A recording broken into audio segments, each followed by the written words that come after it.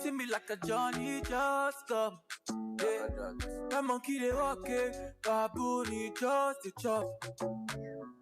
Me I go chop all the washing, as long as you give me my passion. Baby, make you know the rush me. I beg you, make you treat me with caution. Leg over, my baby, give me leg over. Hangover, baby, she dey give me hangover. Hey, leg over. Oh no, make give me leg over. Hey, game over. She dey come give me game over. Hey, I dey confuse you. I dey confused when you turn around, baby. You dey make her confuse. You do all like a Cameroon, mesmerize the boy and baby make her confused. Commando, you be commando. You dey command the boy. You think overload, yeah. I know fit stand alone. I must call my guy before rendezvous. Yeah, I go chop all the washing, as long as you give me my passion. Baby, make you know the rush me. I beg you, make you treat me with caution. Leg over, my baby, give me leg over. Hangover, baby, she dey give me hangover. Hey, leg over. Oh no, make give me leg over. Hey, game over. She dey come give me game over.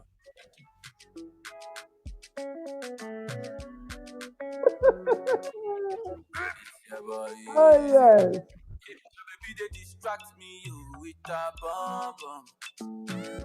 But she get the guy where they send her money from London. Oh, yes. She they see me like a Johnny just come. My monkey they walk, baboon he just the chop.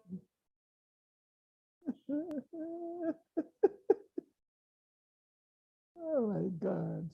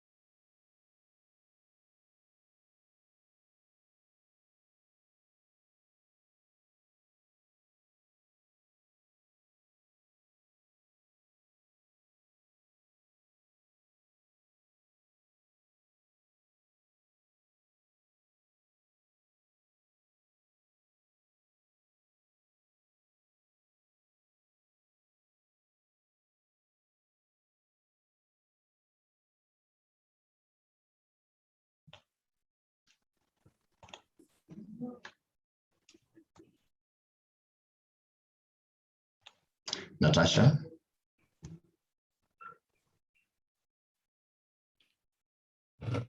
Professor Ayamba, you want us to begin? Yes, please. Thank you, and good morning from East Africa, Kenya. We are glad to welcome you to this live session. I see a count of 59 of us, so it's a good number to begin, and we believe that the rest will join us as we go on. Welcome, colleagues, to this live session on online facilitation. The slide that you're just seeing is a list of all the colleagues that you've been interacting with, the facilitation team, colleagues that you've been in touch with. Some have reached out to you just to make sure that we are on the same page. Kindly let's move. This is just to alert you that there are ways in which we can get to communicate with each other. For now, let's keep our mics mute. There is a function next to your name where you can mute your mic, and you can also mute your video. Muting the video sometimes is good because it helps us increase on the bandwidth so that we don't keep disconnecting. If you have a point you need to raise, please just raise your hand. You can see that function of raising your hand. You can see raise your hand, and then we will be able to give you an opportunity to speak. Please just remember to mute your mics, because sometimes we have very personal communications, and we forget that we are on a live session and we get to hear things. So this is the schedule for today. This is the program for today. We are going to be here for around 3 hours, 15 minutes. Sounds like quite a long time, but you realize that once we get into our different groups where we do discussions, the time flies so quickly. So we finish at about 3. That's 3 hours. So we are going to have about 40 minutes of presentation. We will listen to a presentation from Professor Natasha and Professor Ayemba on facilitation, planning for online facilitation, and the tools that we have been interacting with in the learning management system. Those who have taken time. Then Dr. Bessie will give us a micro teaching, because on Friday, 24th, all of us will be listening to you, teaching us and using those strategies that you have learned to teach. So we will listen to a micro teaching. We will observe Bessie doing online facilitation this morning. And then we will move out to breakout sessions where we will be discussing 2 key things. We'll be given questions in each of the groups. And then we will be presenting the session plans that we have been working on this week. And then we'll come back to plenary and listen to the feedback from these groups. And then we will have a session for questions and answers where you raise issues that you still feel you need clarification. And then we will conclude as we move on to what should be happening from tomorrow onwards. We have seen this slide since the beginning of the training.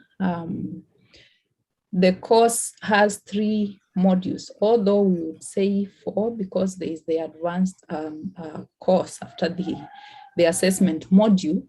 So the 3 modules, we've already been on the design, which we finished last week, and we have been looking at course facilitation, online course facilitation. This is what we've been doing for the last few days. And after that, we will move to the innovative assessment, which is the final module. And the way this works, and I think, or we imagine that some of you might still not be very clear. Most of the work has to be done on the learning management system.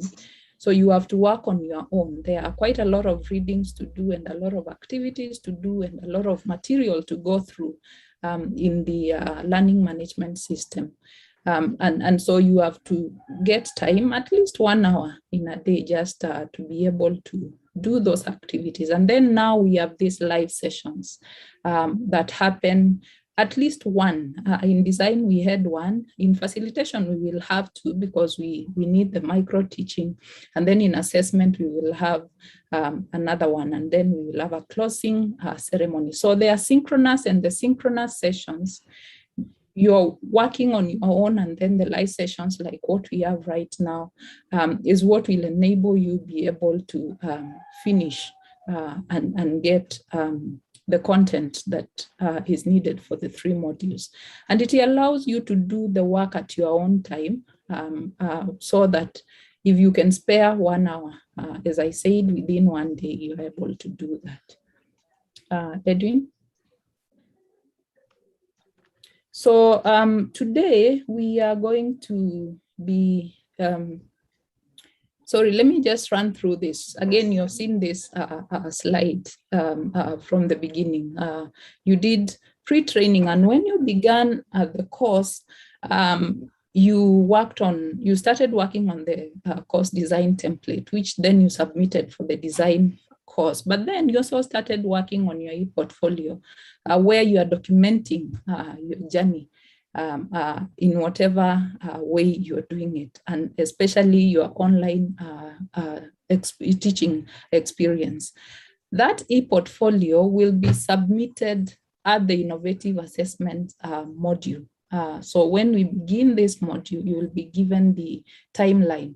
And actually, that timeline should be there on the learning management system.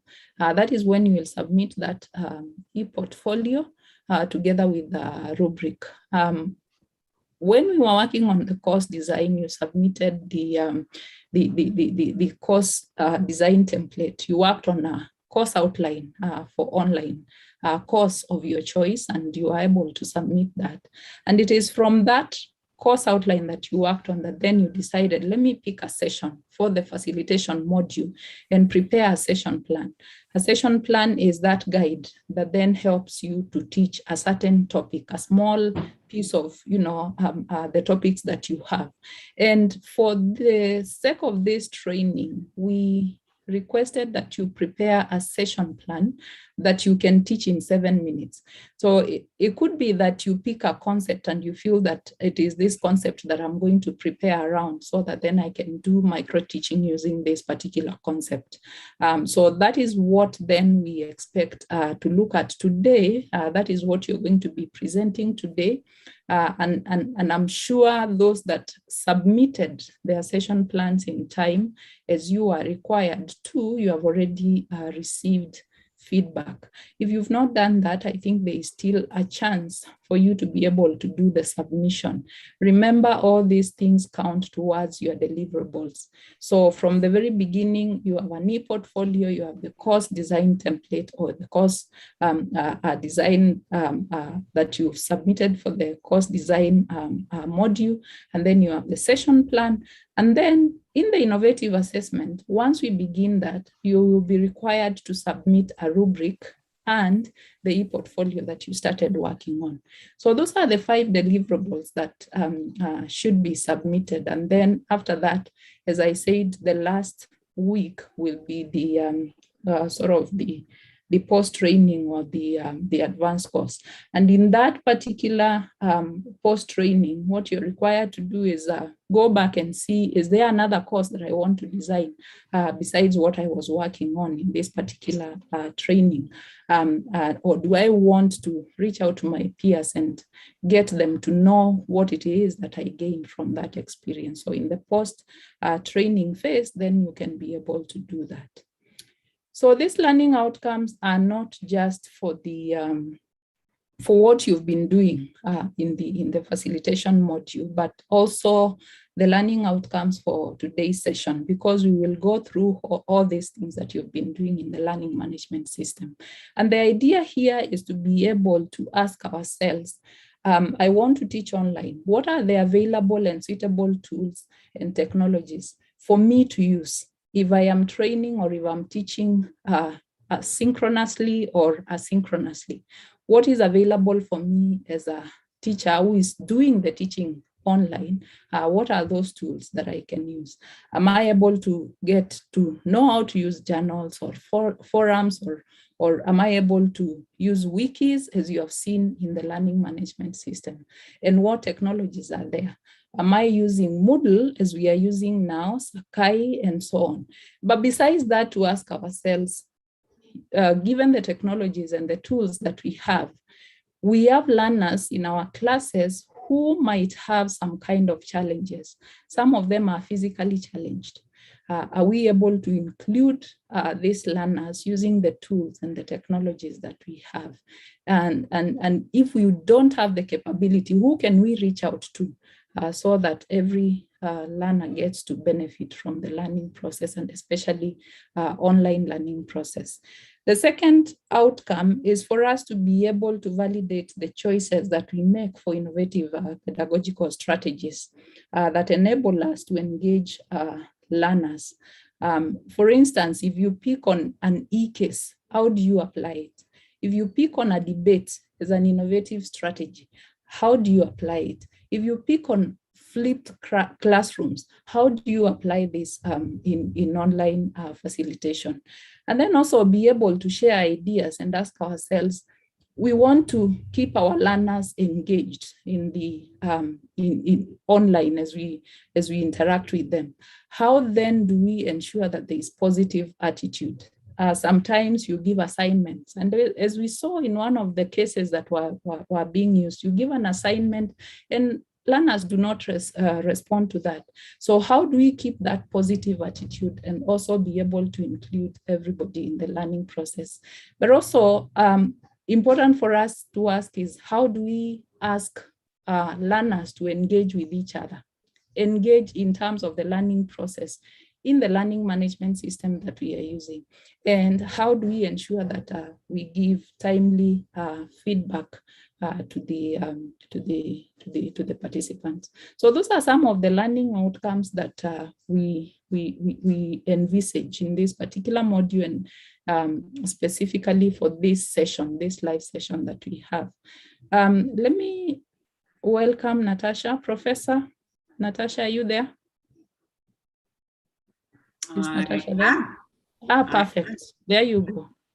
Thank you, Susan. Good morning, good afternoon, everyone, and welcome to the facilitation session. Now, one of the standard things I do is always to ask you to also consider what you look like on screen. So look at your surroundings, look at your face, look at the light on it, because all of those aspects form part of online facilitation. And please remember that this is our opportunity, and COVID kind of forced us into it, to establish ways in which we can actively engage with our students, participants, while we are in an online environment. So Susan also mentioned it, but you have had exposure to already some of the course facilitation tools that we do use within the PedaL environment, and we acknowledge that there are others, but for the purposes of our course, we focus on these. And we use collaborative tools. So you would have found that maybe the wiki might have been a little bit strange, but we use a wiki to collaborate. Think, for example, of Wikipedia, and that is a collaborative tool where we do share information.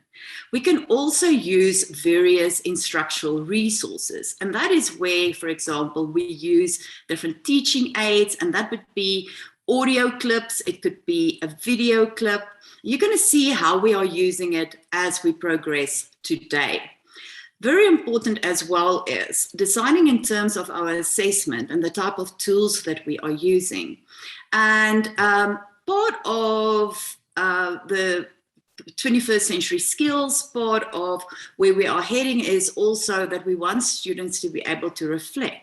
And that is when we would, for example, use tools that would enable that. And that could be journals or blogs, feedback surveys, certain polls. So that could be for a quick assessment, or it could be more for your, summative or formative. But we also have our next phase, which will be on assessment after we complete the micro-teaching. Then we have the synchronous and the asynchronous sessions or tools. Now, we are currently in a synchronous session, and that is where we are now. I can almost say it is live. We can stream it live. We use various tools such as Zoom. We use Google Meet, Teams. There are literally so many tools that we can use. And then the asynchronous would then be those that we already focused on, such as the discussion forums, the blogs, and the wikis. So this is just an overview of what you have been busy with, engaging with, and this is what we use for our students as well. Thank you. Now, as a facilitator, you have different roles.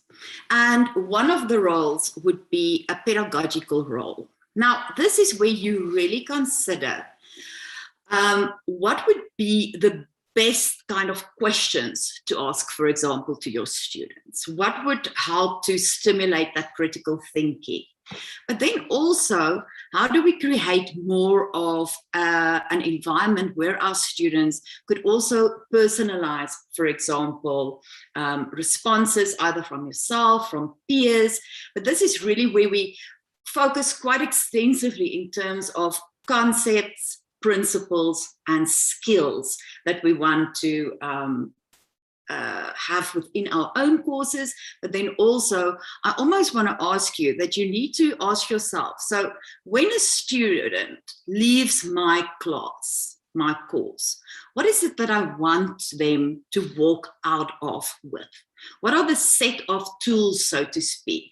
And that is that we build into, for example, the pedagogical aspects. If we consider the social role, and I think you've realized by now that it is really an important aspect, especially given if we are primarily in an online environment. Blended, it's a little bit easier because we get to see our students, but I'm sure just like me, you've had to literally meet students for the first time online. So this is now a question that we ask. How can I then foster a friendly environment where my students still feel that it is a social kind of environment and that it is conducive in terms of, for example, the promotion of learning and sharing? Because remember, some of our students literally, like us, think of it in the beginning, most of us didn't know each other from a bar of soap, as they say. So how do we create then that connection that is so important and that is so much easier when we are in a physical class? So how do we do that as an online facilitator? So how do I integrate the discussions? How do I do onboarding? So do I let my students introduce all of themselves? You know, we had that discussion in the previous session as well. So creating that social environment.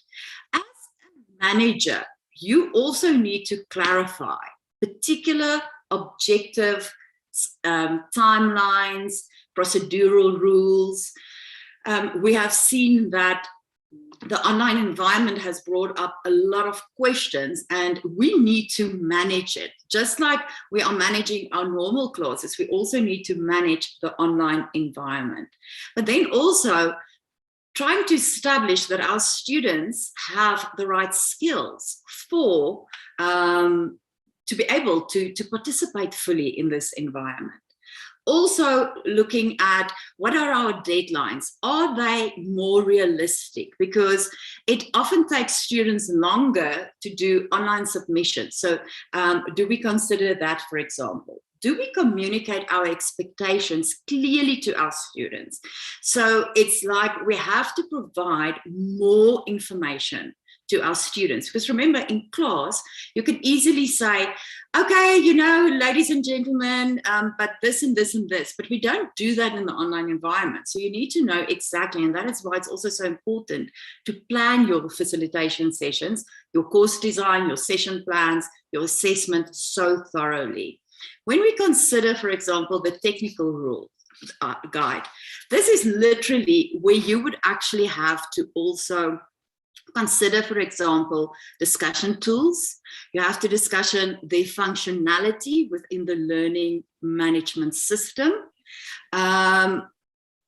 Do we need to train our students? So if you now for the first time use something, say you're going to use the Jamboard, you have to, you know, train your students how to do it. We cannot make an assumption that our students would know.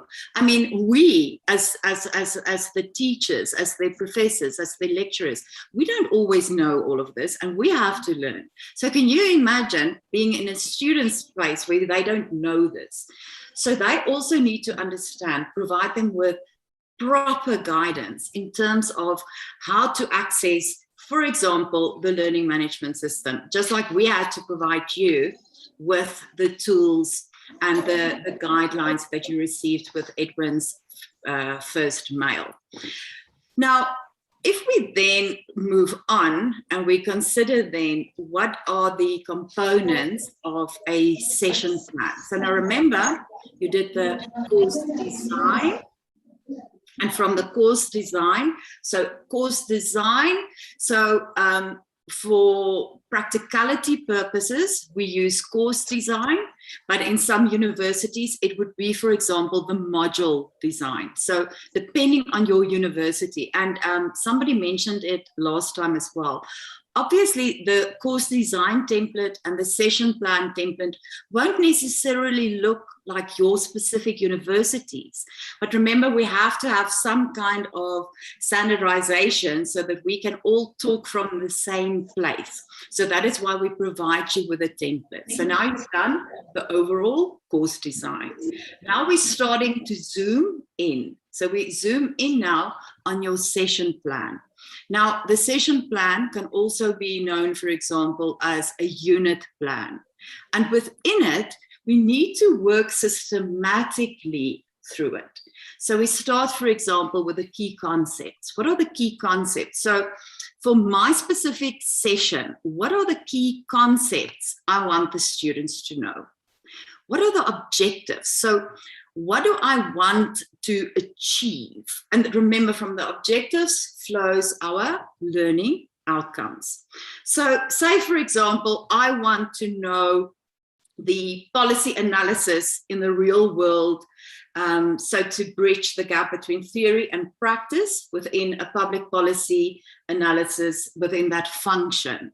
Then, so that is my objective. But then I need to state a learning outcome that will talk to that particular objective. And that could be, for example, to select an appropriate policy analysis tool when identifying and analyzing policy or a problem or whatever the case might be.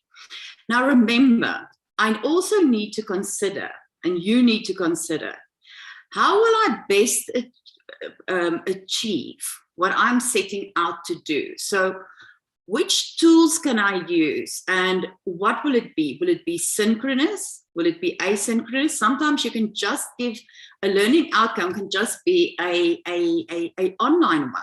You know, it can be an asynchronous one. Every little thing does not have to be synchronous, but you have to think this through.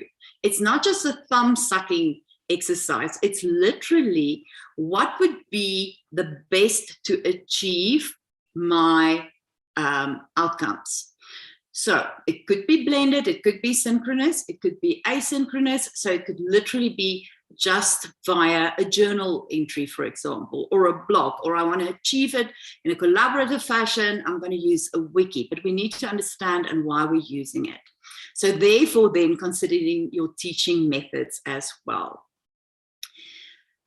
The learning activities, and this links back to what I said at the beginning. What is it that I want to do and how am I going to achieve it? So we literally have to ask the what, the when, the where, the what, the why, the how, those type of questions. So what am I going to do? How am I designing my activities so that I can achieve my expected learning outcomes? Very important that also, how am I supporting my learners? Do they need a particular tool? You know, I can't, for example, expect students to analyze something, let's say a document. I want them to do, to code a document, but I haven't, for example, trained them on, let's say, Atlas TI. So what is it and how do I empower my students to be able to achieve what I want them to achieve so that we can come to the outcomes and eventually then our objectives as well. And it's really important that you must always ensure that your assessment and your assessment criteria speaks directly to your learning outcomes. I always say to my students, I promise you one thing, I will never ask you something in an exam that is not part of our learning outcome. So they always want, with us, they say they want scope. And I say, so Scope was a naughty magazine here a few years back in the 80s in South Africa. So I'm like, oh, winner, no scope. And I promise them, we will be able to do what we did or what you will be able to do because I'm prepping you. You are prepared. and critical thinking is important. But assessment criteria, assessment links to what you have done with your students.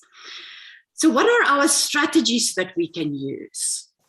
Now, these strategies include, so there are a number of elements. It could be, for example, the flipped classroom.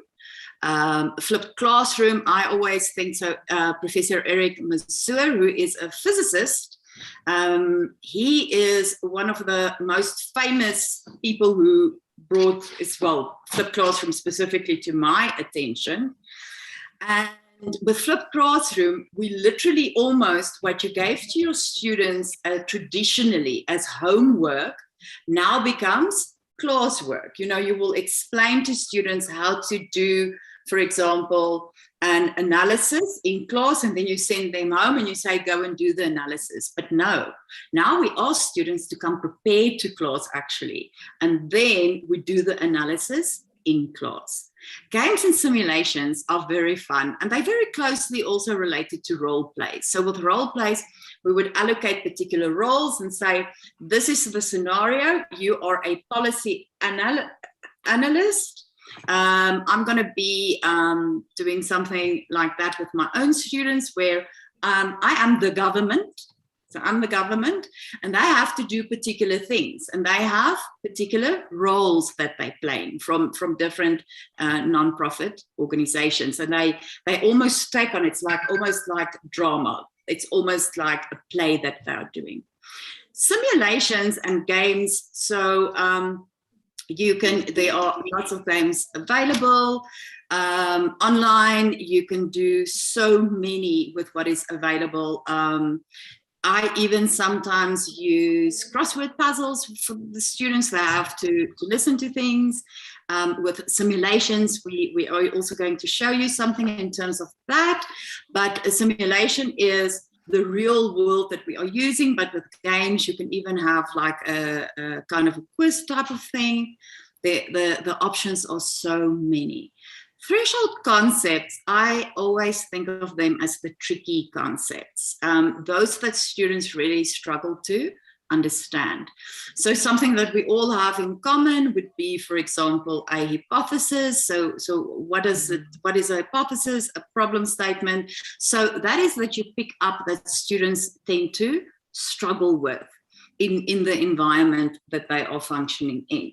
You know, even if you go through various theories, you might pick up that there are certain concepts that the students are struggling with, and then how do we convey that? And then the case method, now that we are super excited that we will get to showcase case method now remember, this isn't the research case, like we do case methodology. It's a case. It's normally based on something that is real. We ask questions, and you're going to see that you're going to have loads of fun when Professor David Mongombe comes and he showcases the case study with you. Prof. Heimba, I believe we have a demo that we can show. Yes? Yes. Jared? Oh, thank you. I'm here. Yeah. So, yes, there is a demo we should go with.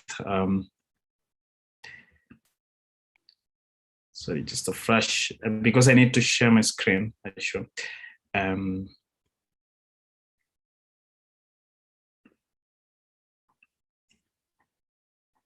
Okay. So while Jared is sharing his screen, remember, if you have any questions, please post it in the chat. The resource persons are ready to assist and answer any comment, to engage with you. So please do not stop. Let's keep that momentum going. Jared? Yes, I'm just in a flash. I'll share my screen.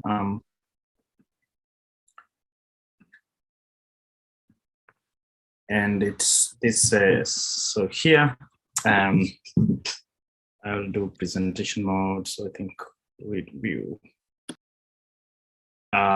Yes. So quickly, I want to share a video And this is basically about facilitating practicals. And for this particular exercise, we are going to work with a physics practical. So the thing is that when we facilitate practical... Yeah, what are you showing?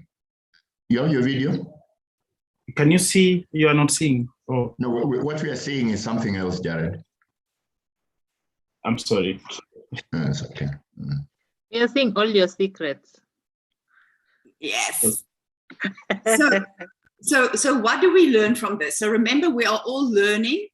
So we kind of always need to ensure that we have the right files open. So, you know, this is our learning environment, so we learn from one another.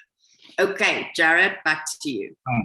Thanks for that. So I wanted to insist that there are many reasons why you will want to automate part of the practical session. And one reason is, of course, you want to embrace change. COVID is here, and every problem nowadays is associated to COVID. But think of this: if you want to use technology, and some of the strategies which you have listened to Natasha and Susan talk about, they cannot scale. Some of the learning-centered strategies, they cannot scale without technology.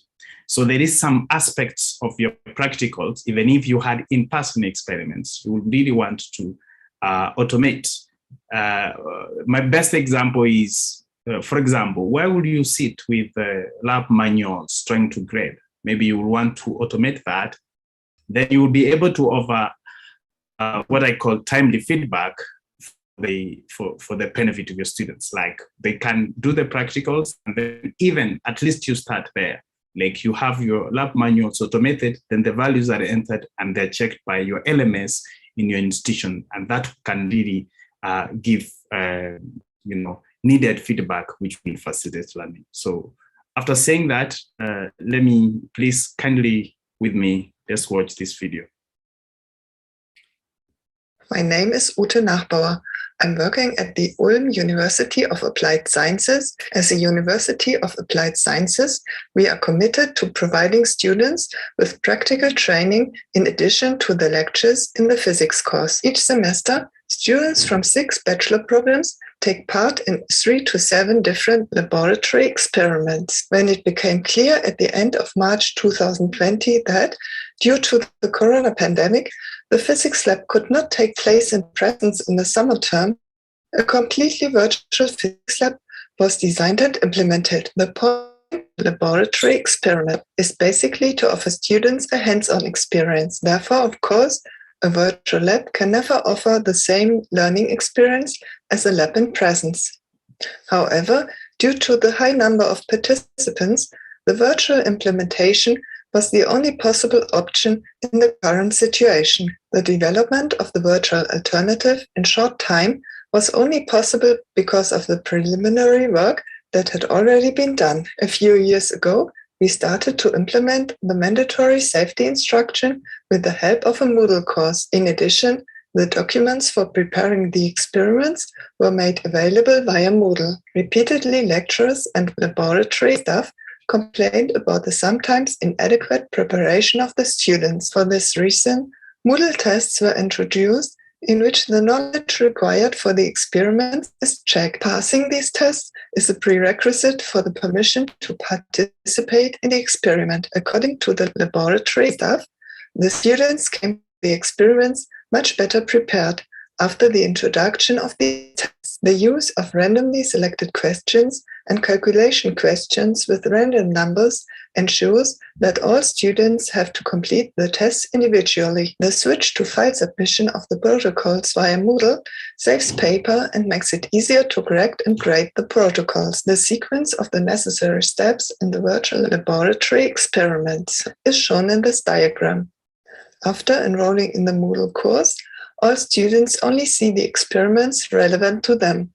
For each experiment, a document with the basic knowledge is available, which the students have to work through in advance. A Moodle test must be completed in which the required basic knowledge is checked. For some experiments, questions had to be answered in writing and uploaded as a file. Since last winter term, there are only tests preparation, and no more file submissions. If the preparation test has been successfully completed, admission to the experiment is obtained. Photos and videos of the experiments have been taken by the laboratory staff, which are used to determine the measured values. If results are to be calculated, these must be entered in a Moodle test, in which the calculations are automatically checked on the basis of the individual values. For some experiments, the protocol must be uploaded as a file, or additional diagrams must be uploaded.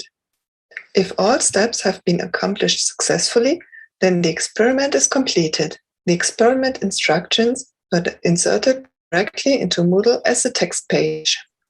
The photos and videos are located in a separate directory and are integrated via a link. The students carry out the experiment by following the experiment description. For example, they have to measure values with a micrometer screw using photos, measure durations using the videos, or note values of measuring devices. This video clip shows a short section from the video of the Maxwell wheel experiment.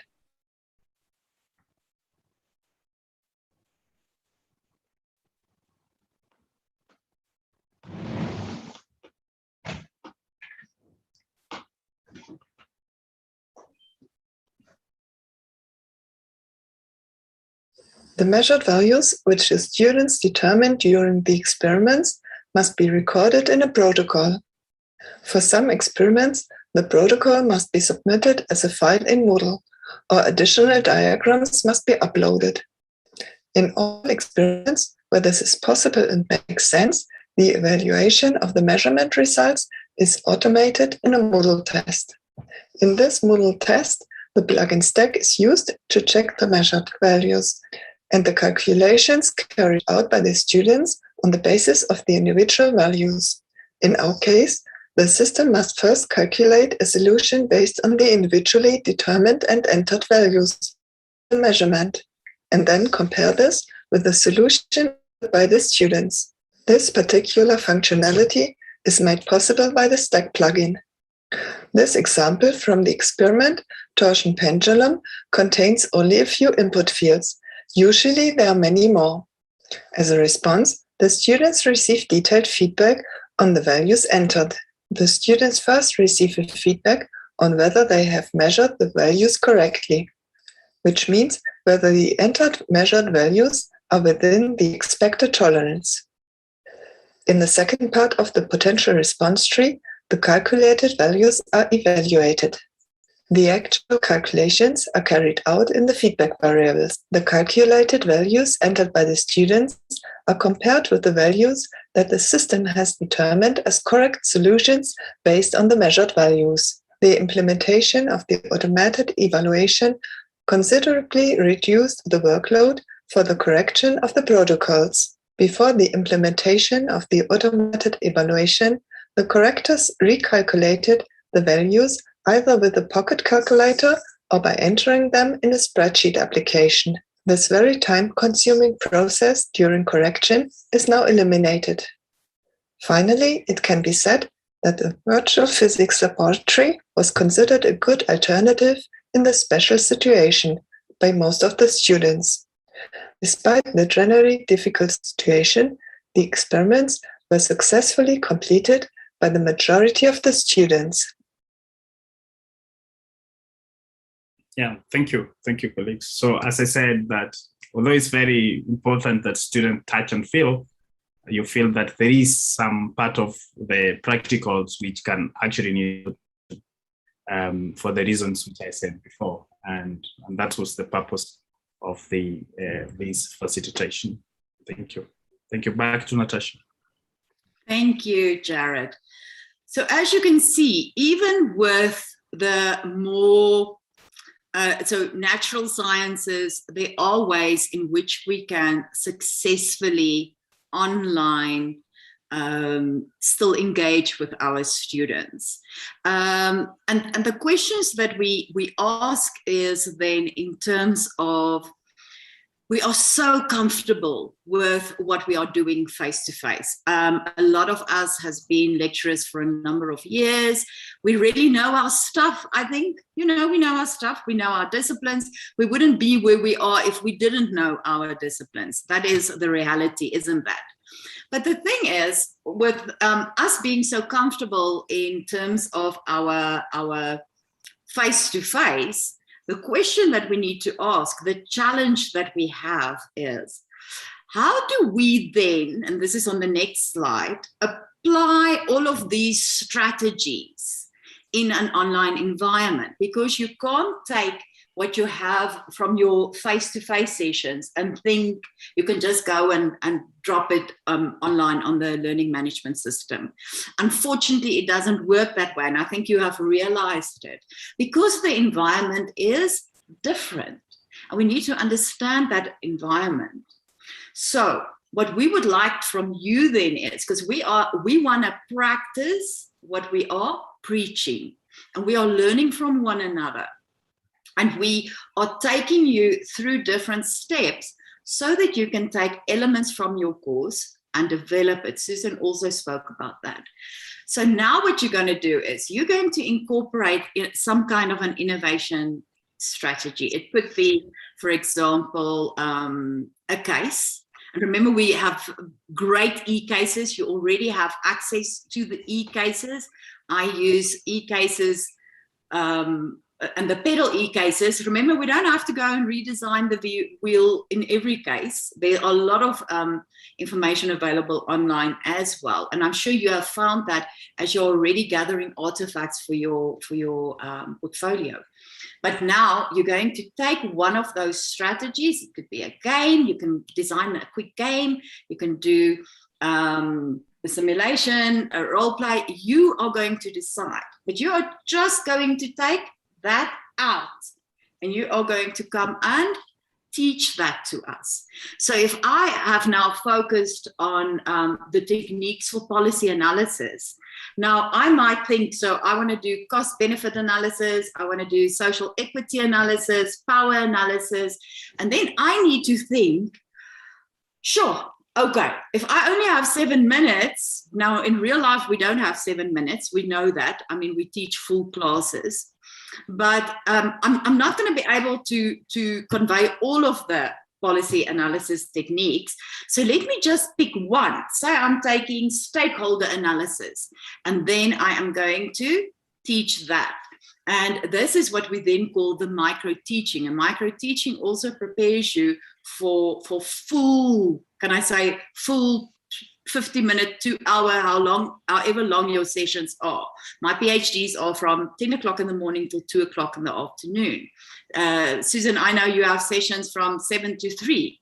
So and then we plan around that. And this is now where I'm inviting Prof. Haimba to talk to us about exactly what is this micro-teaching thing all about. Haimba, over to you. Thank you. Thank you, Natasha.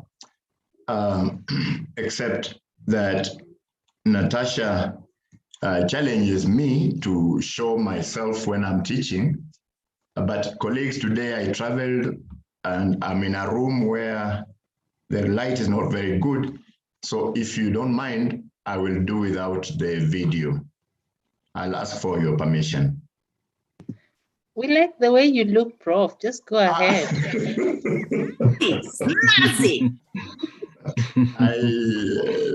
Okay.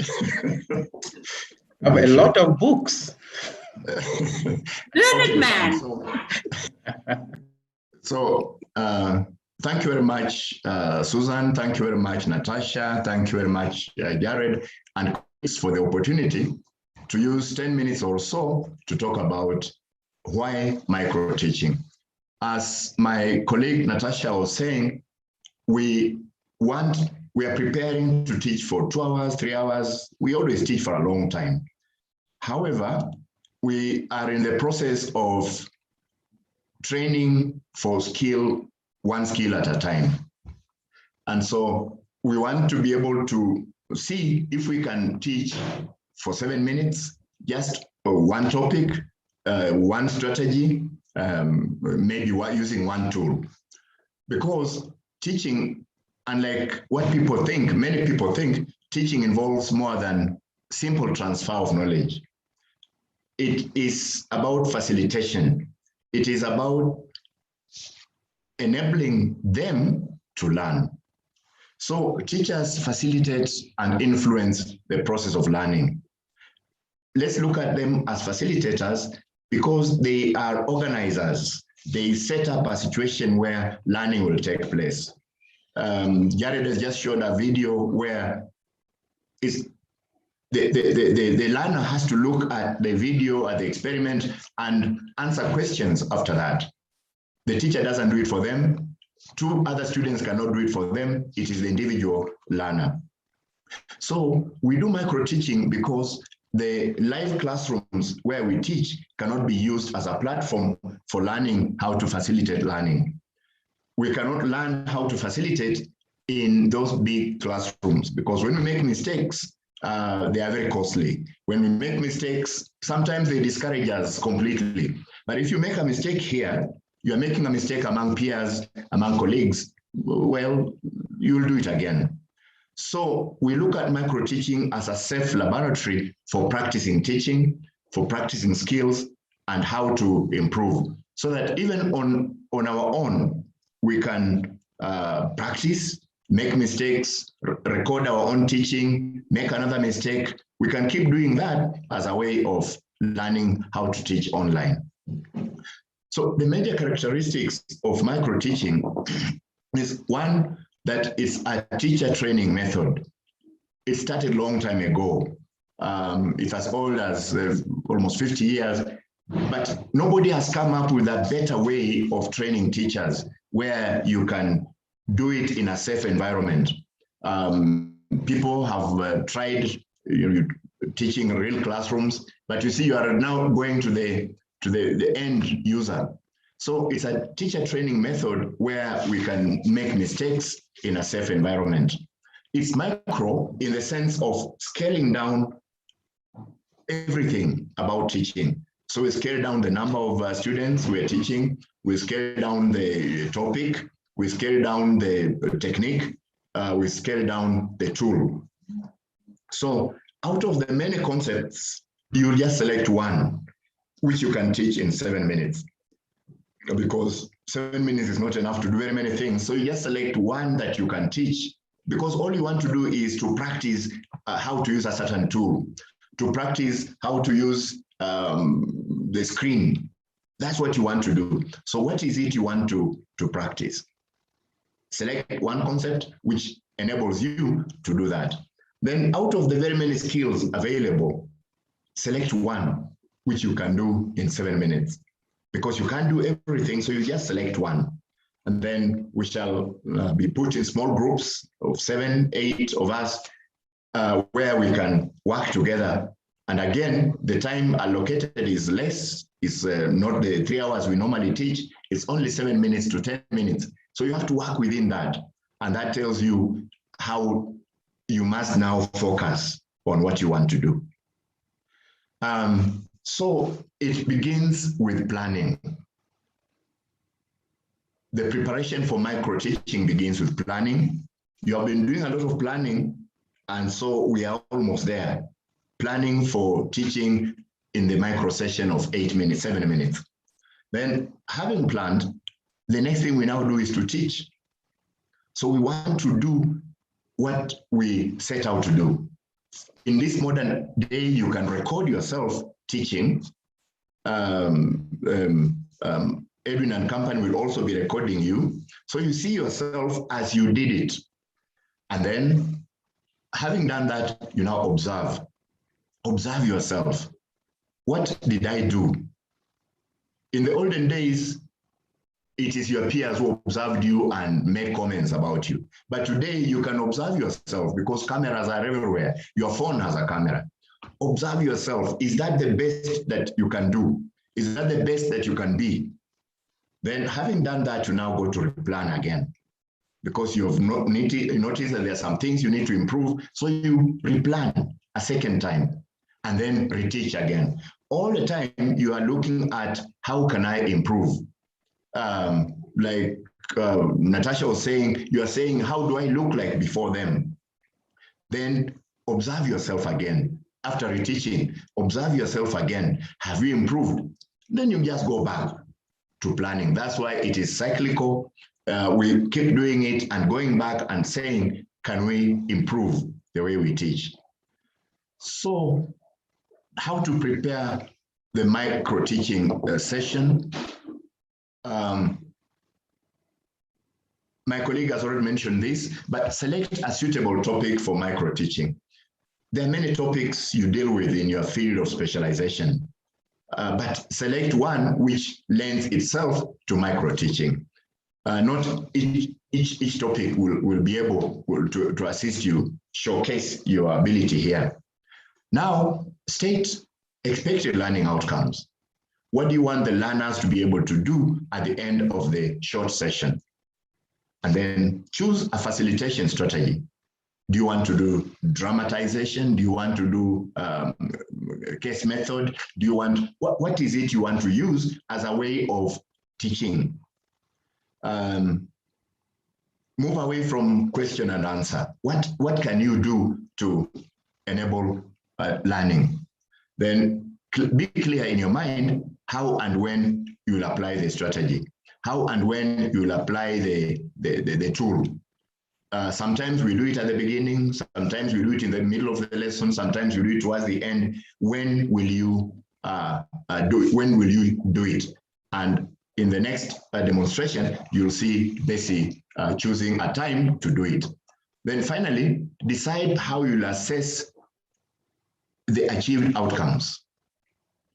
Normally, you will do it through questions. You can do it through a written assignment. You can do it through assessment of real life. Whatever you want to do, be clear how you are going to assess the learning, because that is important. So the expectations at micro-teaching are a developed session plan, which you will not give us, you will not submit it, but it is your tool.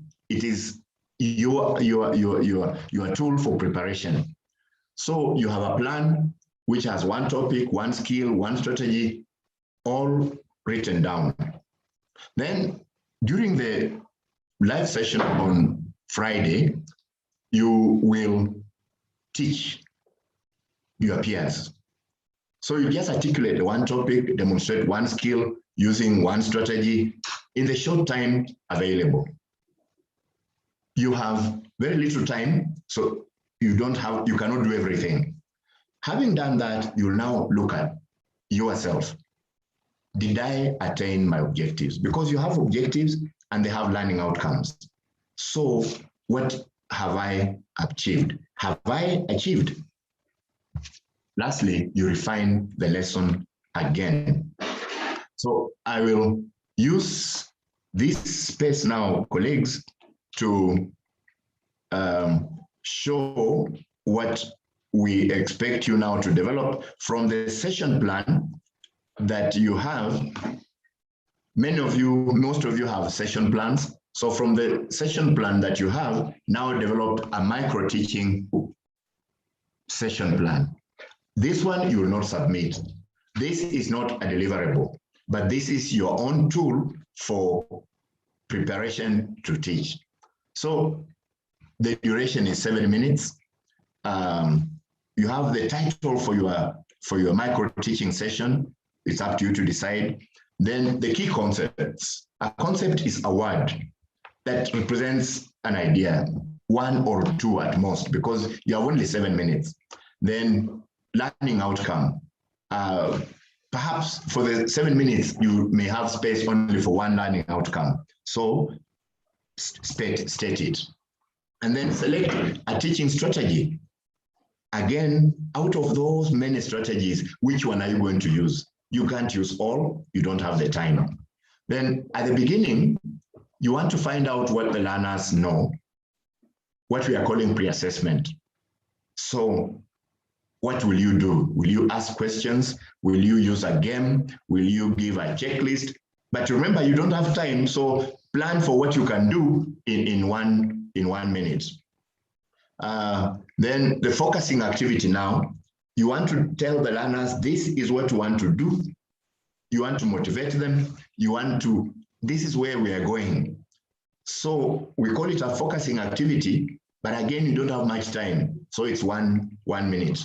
And then engage the learners to participate in what you want to do in order to achieve the learning outcome that you set out.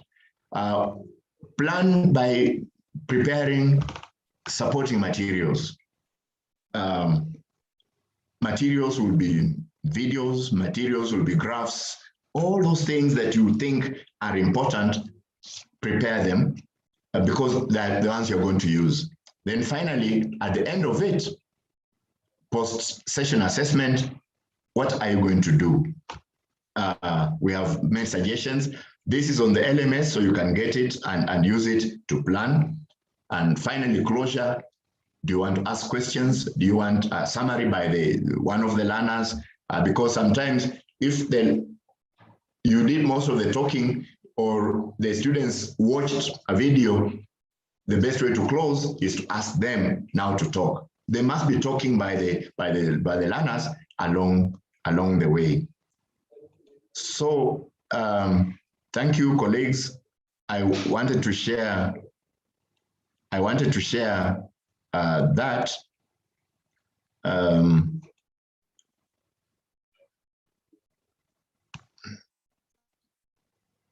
So from this one. So now, from my end, that is all. I have raised your expectations. I now want to ask one of my colleagues to come in and demonstrate what we expect of microteaching. Dr. Bessie. Thank you very much, Professor Hemba. Good morning, class. I want to take this opportunity to welcome you as first-year students to this class. Good morning. It is good to see you. And as part of government regulations, we have been asked to sensitize you about COVID-19 protocols. So I'll just do that very shortly so that we start this particular class of sportsmanship and environment. As part of the COVID-19 protocols, we are required to have our masks on, and the mask should start from the nose here to your chin, covering both your nose and mouth. Make sure you sanitize your hands, and as well as make sure there are no handshakes or hugs. Do keep your social distancing. With a mask, ensure that there is no chin warming because this is a very bad habit. Let's avoid it. And if you have to have your mask not below your nose, if you want to take water, remove it from your ear, take it and then put it back. If you have to eat, remove it, put it aside, and then you will be able to take it back when you have finished eating. So let's do this. Make sure we follow these protocols because this is what the government has asked us to sensitize each one of you. Your responsibility of being able to follow this protocol will ensure that we are able to save our colleagues and ourselves and keep ourselves and reduce the transmission of the COVID. So I want to now welcome you to this. Our outline for this particular class will be that we'll start with a course welcome. I would like to give you a course welcome, and as well as to learn our course learning objectives and outcomes, the course activities and assessments, and then we'll go straight to our lecture today. To start with a course welcome, our sportsmanship and environment course is a course designed to develop environmental stewards with good sportsmanship. The purpose of this course is to enable you appreciate the importance of environmental stewardship in shaping sports and sportsmanship with a view of having a sustainable way of using the environment. So in this course, you have chosen the best course, and I want to welcome you because you will get to see the nexus between enjoying a good sport and at the same time having a wonderful environment to do that course. On the course objectives and learning outcomes, We want you to be able to review sports concepts and how it relates to environmental sustainability and stewardship. One of the outcomes that we hope after this session is that you will be able to define these key sportsmanship concepts, including the application in environmental stewardship and sustainability. The course assignment, or how we want to do this course assessment and activities, we shall use discussions, debates, e-cases, and group activities, and more so group work. We will also have assessments which will be done online, and this contribute about 50%. So it will be very good for you to participate. You can use the chat. And when we do have debates, the live debates that we will have within the course, please make sure you do participate, because it gives you a free 50% to your final grade. And the final exam will be 50%. To start our lecture, I hope that is well noted. To start our lecture today, the first topic that we will look at today is about environmental stewardship. On the next slide, and the key concepts on that. This is where we want to spend a bit of time today, this morning, looking at the concepts and the issue of environmental stewardship. If we go to the next slide, you will see that how we are asking ourselves, how does sport affect our environment? This particular picture you can see within this particular slide is that this was the marathon that was done in London. Look at the plastic bottles, and people are still running within this marathon. So does sports affect our environment? We really need to look into that. And that is how we start connecting these concepts with environmental stewardship. On the next slide, we are seeing that we can define sportsmanship, which comes in many forms and helps us make competitive games fun and enjoyable. But the most important thing about having this is being able to foster good habits and positive life skills, both in and out of the sports, which we will now connect with the environment.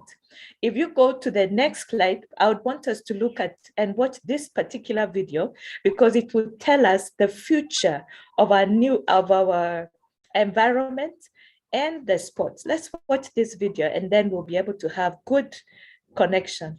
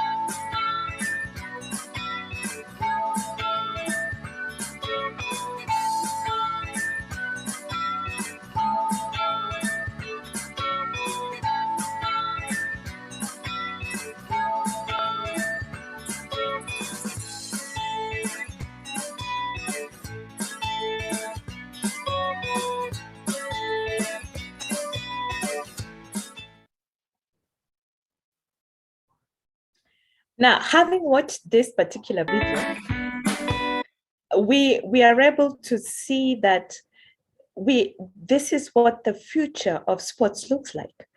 Yes, we are now able to define what is sportsmanship, and I want us to, before we get to this answering this question, because I'd like to hear your feedback. This is on the right. Next slide, the next slide, where we have this particular photo. This is the Olympics during the World Cup in Russia. And this is the Japanese team collecting all the plastics, the dirt that we have left in the stadium. And they were doing this because they've enjoyed the sport and they want to make sure that the stadium is clean. On your right, we will see this is the marathon, and we have left all these plastic bottles on that running path where every marathoner is running on. And below, this was the Ethiopian team that annoyed its fans, and all the fans decided the plastic bottles, the containers, the vuvuzelas need to be on the players.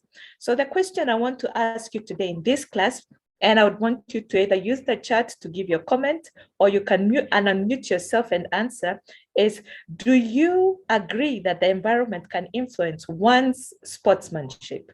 Do you really agree with me that the environment can shape or influence how we enjoy our sports? Let me have a few comments. Whether you agree with me, you can use the chats, or you can unmute yourself and I'll be able to hear your comments. Are there comments on the same?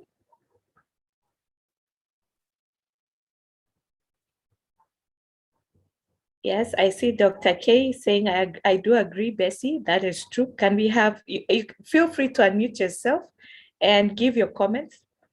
Yes, Sarah, you're agreeing with me, that is true. That it does affect our environment. Benjamin, the same. Let me hear your voices. Some of you, if you'd feel free to unmute yourself so that I hear your contribution. Yes, you're all agreeing with me. Lucy, Dora, yes, it does a lot on the environment. That is true. Yes. So it's one comment from the class or two. Lulu, you're agreeing? All right. So I'm only hearing yes. Richard, go ahead. Fiona, you're agreeing with me. I also do. I note that, Richard. Richard, unmute yourself.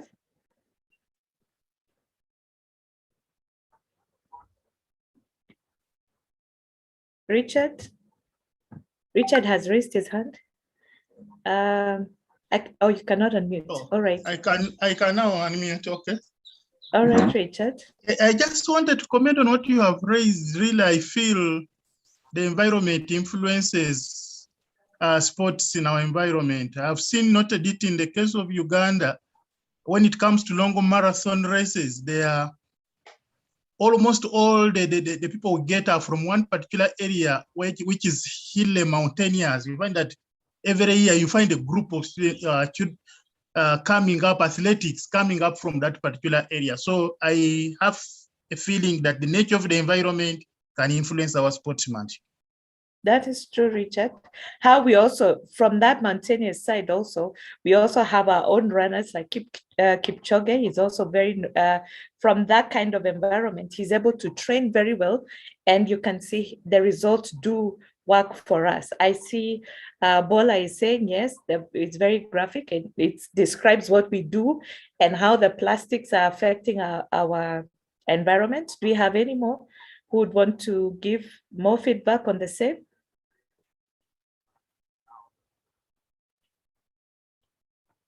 Okay, that being the case, I would like to ask, are there questions or comments or feedback about our class today? If you have a feedback or a question for this class, this is your opportunity to ask about it. Yes, I'm seeing all the comments on your chat about the drainage in stadiums. That is true. What we do with our plastics, we really need to work on how we manage these plastics, and because they're affecting our environment in terms of the sports we are doing. Do we have any comments, any questions on this particular class? Okay, there being none, I want to ask you to make sure that you go on to the Google Classroom. We have sent you a class link. Let's see, there's a question. What's the long-term solution in the chat? Oh, sorry. Dr. K, what is the long-term solution? We have seen the future with a video that I hope we would be able to agree that if we can use the biodegradable bottles, then we have a future in terms of how we will manage plastics. Equally, there will be a course, the fourth course in this particular study of how we can use entrepreneurship in making sure we collect these plastic bottles and convert them to different things. We can either recycle them or reuse them and find a way of making good use of these plastic bottles, but we manage our environment. So please go to the Google Classroom. You will find all further readings there and the assignments and the online quizzes with the time given. I want to say thank you very much for making this class lively, and do keep safe, do take care, and have a fruitful day. Thank you very much. I want to say thank you to all of you for participating. Back to you, Simon. Thank you, Bessie. And we want to say thank you very much for the educative lesson. Simon, now groups. Thank you, Bessie. Thank you, Prof. And thank you, Natasha, for that very wonderful presentation. Now, my single task is to introduce you to groups, which you must be used to by now. So we are going into groups for, oh, sorry, I just started from the beginning. All right. We're going into groups for 40 minutes. And each group has one question that is different for each group, and question 2, which is common to all groups. So question 2 says, I just have to get rid of my own screen because it's cluttered. Move those groups up there, which says that each participant, you present your session plan that was submitted that forms the basis of the micro-teaching session. Now, I want to explain a bit of this question. You're basically going to share your session plan. And this session plan is the one you submitted, or if you do not submit, is the one that you worked on, even if you have not submitted. Even if you have not submitted and got responses, colleagues will be able to give responses to you. Now, if it happens that you already have your plan for the session plan, that one you can also share, but we are not sharing it today. But if you, just in case you only plan for micro-teaching. So now the micro-teaching, this session plan can be the basis of that micro-teaching, but can be smaller, as Prof was explaining earlier. Can be just be a concept within that session plan. So that is the question 2. Question 1 is particular to each group. Now we are in groups of around, let me just check again, of around roughly 8 each group, 8 people in each group. And so there are 10 groups. It's important that you know which group you're going to. You'll be moved to those groups automatically. When you go to those groups, I'll not read through the questions. These are the questions. This group 1 to 5, those are the questions. Group 6 to 10, these are the questions. For the sake of time, I'll not go through them and who is with you. But those resource persons who are there, they will introduce the group and they will also tell you the question that you are going to tackle. That is 1. 2, it's very important that you know the room. The reason being that if you drop off, you will need to go select breakout groups and then select your room. So it's important that you know which room you're in so that you can be able to go back in. That's very important. You go to breakout groups and then you select your group. Thirdly, keep your eye on the clock. It will be ticking from 39 minutes up to, you'll have 30 seconds to wind up your group and come back to the breakout, to this plenary. When you come back here, we encourage you to summarize your discussion in 3 minutes or less. So each group will have someone who is coming back to present to the plenary in 3 minutes or less.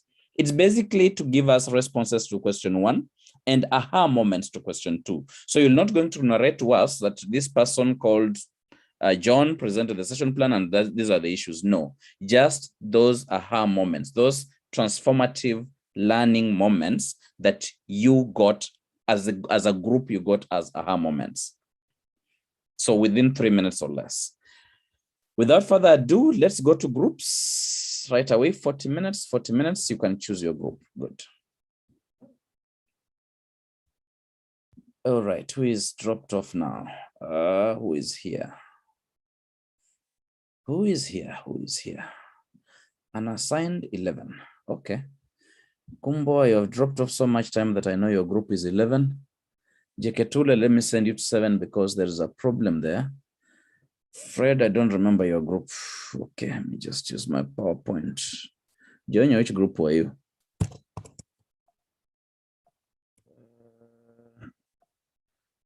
Fred Junior should be going to group 9.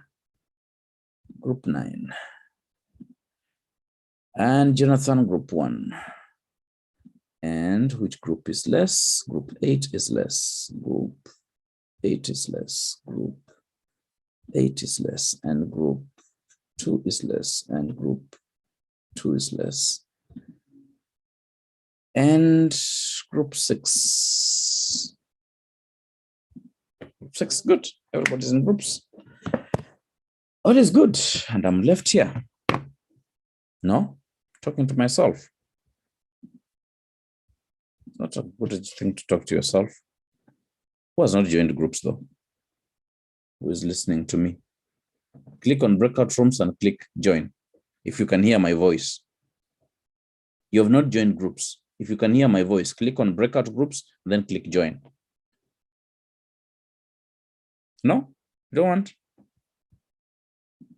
You refused? Or you're not here?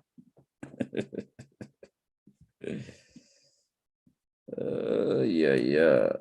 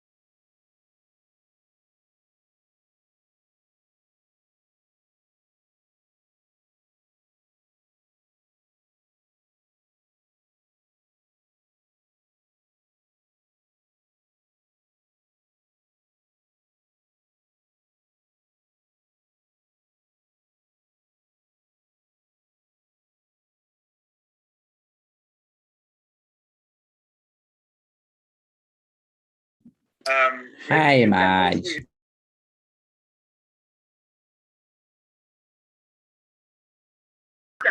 Hi, Maj.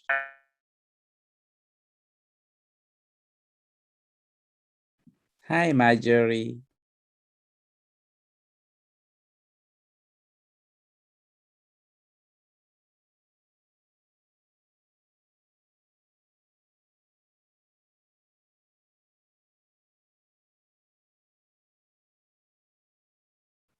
Hi, Marjorie.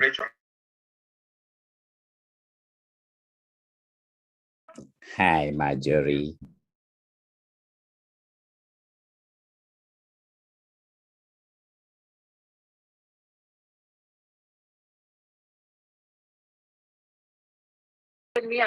Hi, Marjorie.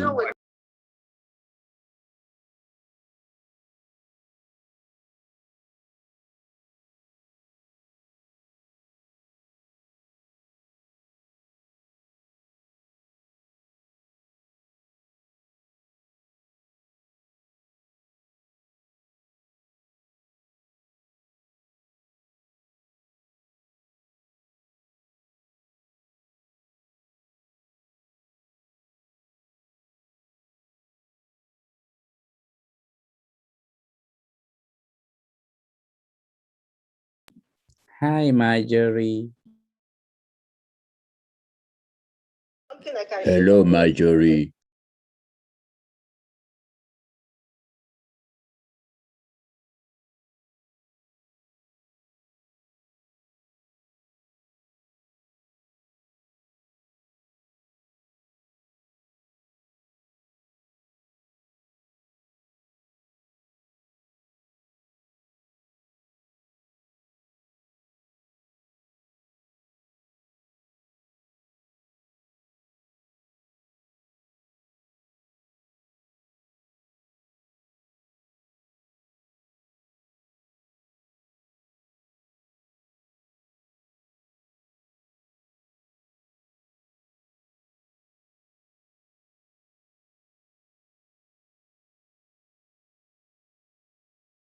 Okay, Ebenezer, you can start.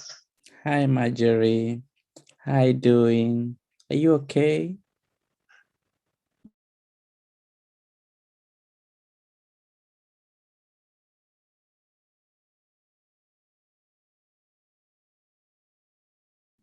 Mi niko hapa na wewe peke yake.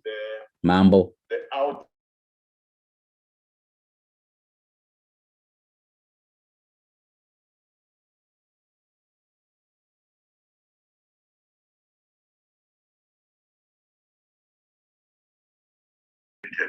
Mambo, mi nakusalimia, mbona usalimiki? Mambo, Marjorie, niwe naambia mambo.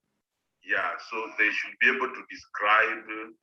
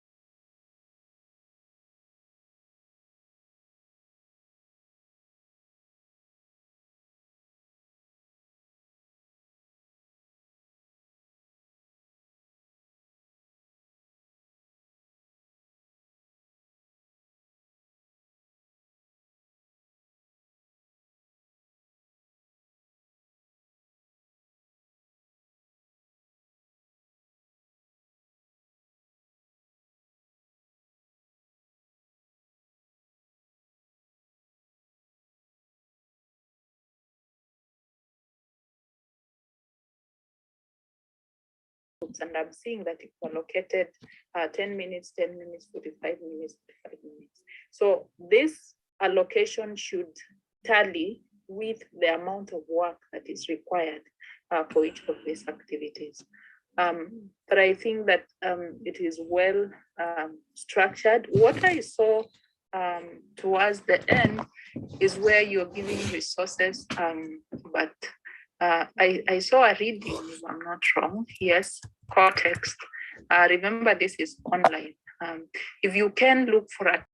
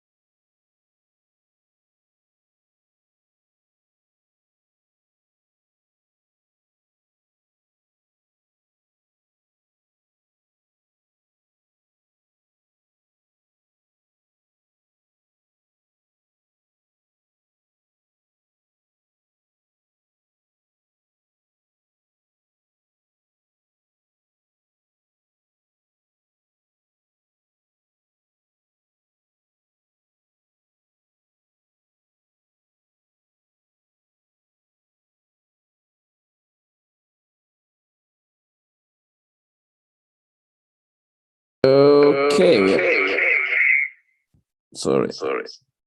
We are back. So Simon, we needed more time. Oh, goodness. Another 5 minutes would have helped us. And I was trying to get it on, but I couldn't get you. it is always the challenge of time because it's always limited. So yeah. So we are going for 5 minutes of break now. You see, so you should have left us in our break. I think that break time, we should be told we are on break in our sessions before we are moved in. Yes. Then those who are ready can go off, and then those who are not may have 2-3 minutes to do that. Yeah. So group 2, don't forget to go and post your aha moments on the Jamboard. Esther, activate your Jamboard. My Jamboard is for my people, and they have done this, and they've done it. So we I'll share it for them. Yeah.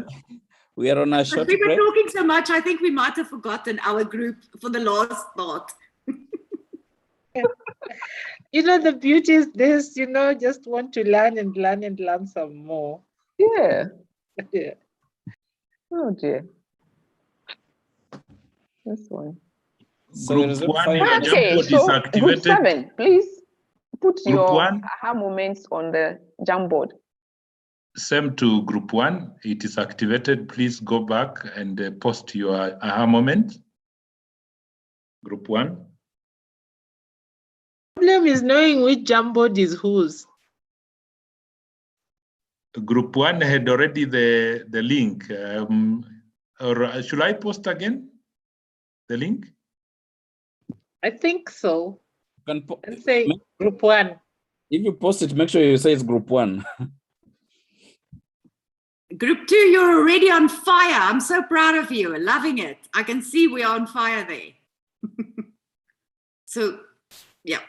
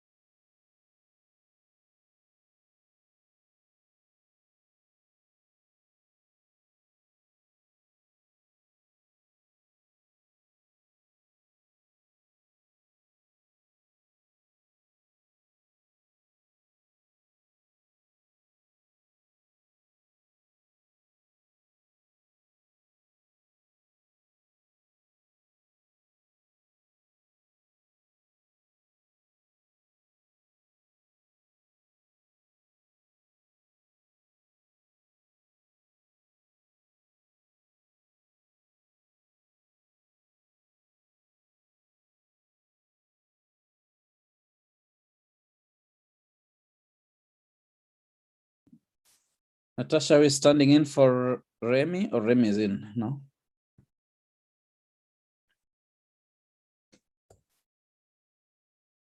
Remy?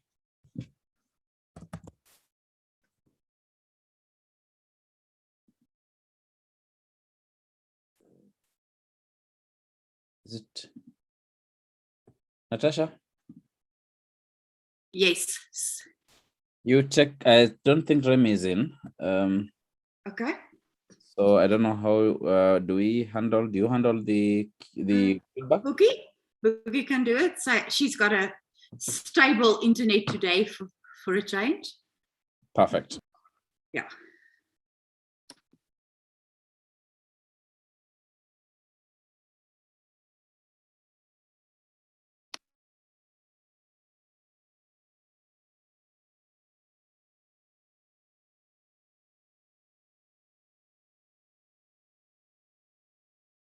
Bookie?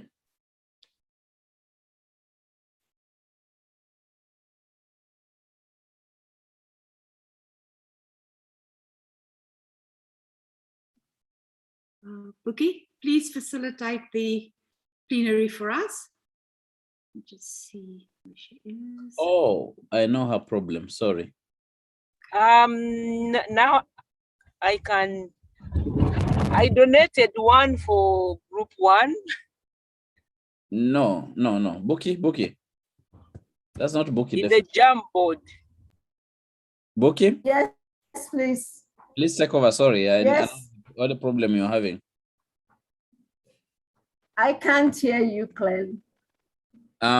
Please take over this session for feedback back from the groups. The plenary, please, Bookie. Bookie is here. I'm responding to you, Simon, but I don't know what you want me to do. Bookie, can you hear me? Okay. All right. Okay. Thank you. Yes, I can hear you very well. Good afternoon, colleagues. You are welcome back from the breakout room. Now we'd like to take feedback from each breakout room.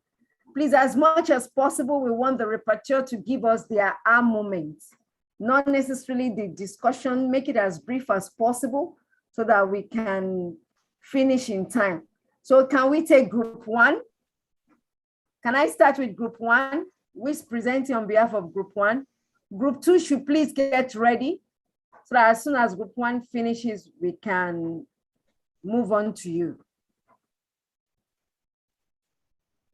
Okay, I'm presenting for group 1. So the aha moment really was in the diversity in the class. This has to be consciously done to cater for the different learning styles and capability of the students. So we said that sometimes you may have a form, distribute a form to the students, which they can fill.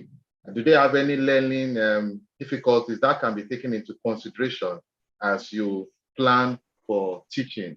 So diversity in a class should be consciously taken into consideration when planning for teaching. The second question, alignment is really important for alignment of objectives and learning outcomes. And they need not to make the objectives too lengthy so that the students can actually follow. So the alignment between the objectives and the learning outcomes. And then to specify always the learning methods to achieve the objectives and learning outcomes. Thank you. Thank you very much, Idole, for that on-point presentation. Group 2, can we take group 2? Hi, good morning, good afternoon, everyone. For group 2, our question is how we find discussion forums, whether we find it useful, and if we do, why and how, and in what circumstances can we use them?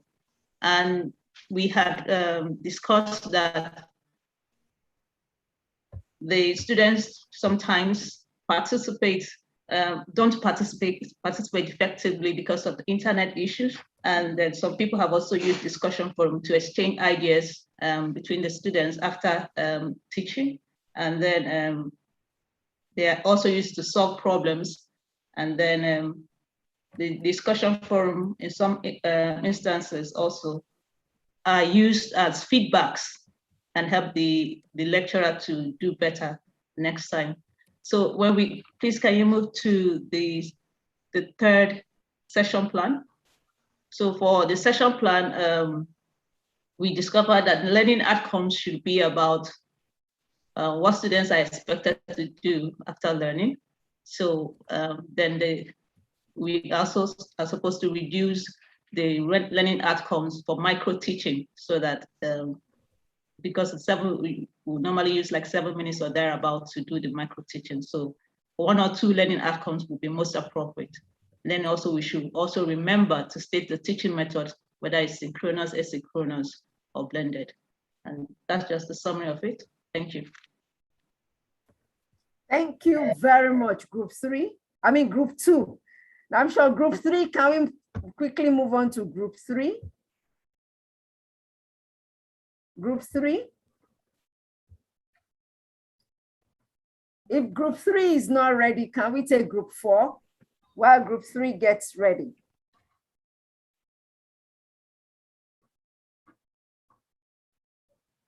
Yes, group 4 is coming here. Okay, all right, thank you, group 4. Can group 3 bring down or they go ahead? Oh, okay, is this group 3? Okay, group 3, go ahead. Please go ahead. Group 3, question was, do you find printed and e-cases useful for asynchronous learning? In what circumstances do or can they work? What we said is, yes, we find them useful for asynchronous learning, and the 2 circumstances in which they can be used is for printed cases. They are useful for students who do not have access to internet, since they can go to an internet cafe anywhere, print it, and walk away with it. They study and they learn from it. Meanwhile, for the e-cases, it is useful for students who can access internet, since they can download it, store it in a soft copy, they study and learn from it. So those were the 2 instances in which we see it can be applied. And our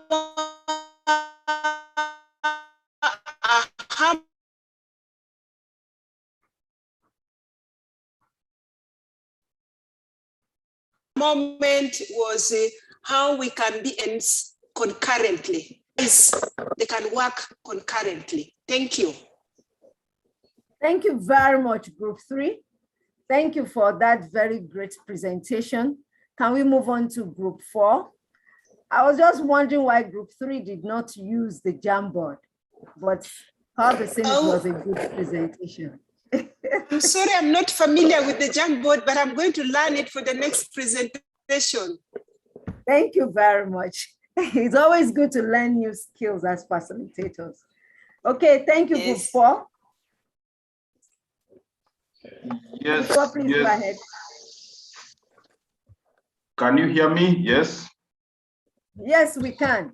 Okay, very quickly. So our first question was, do you find— But we are seeing group 1 discussion. Pardon? The Jamboard I'm seeing is for Yes, group 1 discussion. we are actually group 1. I don't know what happened. Oh, okay. Oh. All right. So how did it happen? Who presented as group 1 then? What group was that? I don't know. Group 1 has presented. There's some rigging going on here. At least we have the information, irrespective. So I think we are okay. Yeah. Okay, so let's go ahead and just take this. But this is group 1. I did check the group, but I imagined I was in the same group, so I just said group 4. Go ahead. But I think since the questions are different, the group number— Yes, that's fine. So please go ahead. Yes, please so go ahead, John. Our first question was, do you find wikis and blogs useful for asynchronous learning? How and why? So Yes, to allow learners to share their thoughts. It enables or stimulates critical thinking amongst the learners. It encourages teamwork and conflict resolution. It enables learners to develop or sharpen both their reading and writing skills, helps learners to improve skills in collaboration, and also allows personalized learning. They also encourage students to participate freely and express their opinions, and also promote dialogue and encourage community building amongst the learners. The second question was, in what circumstances do they or can they work well? In circumstances where you need the students to do a bit of critical thinking, where you need them to build a community of learners, and where individual opinion of students are important. Then the aha moments, I think one that was shared was that we could enable discussion or brainstorming by students through Jamboards, and also that the wikis and the blogs can be used across different subjects or different topics. So it's more or less useful in whatever circumstances or learning, teaching you want to promote. Thank you. Thank you very much. Group 1, 4, we don't really know which is which. So we take group 5. I don't know the group Idolo presented for, but let's go move on to group 5. Thank you, Jared, for keeping time for us. Idolo presented for group 1. So we now have 2 group 1s. Can we move on to group 5? Group 5, please. Group 5. Let's appreciate group 4 for the beautiful presentation of group 1. Group 4 hasn't presented yet. Okay, group 4, can you please go ahead now?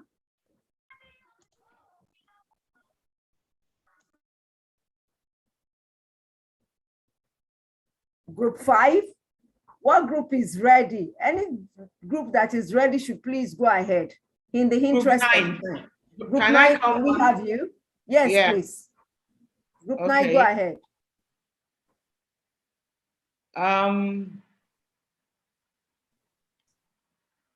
Can you see my screen? Okay, group 9 addressed the question, what are the opportunities of blended learning over choosing either synchronous or asynchronous facilitation? And then we share the session plan. What are the opportunities of blended learning over either synchronous or asynchronous facilitation?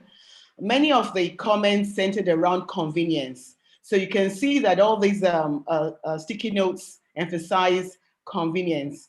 Like for instance, somebody says it removes time inconveniences or different participants such that all can participate at different convenient times.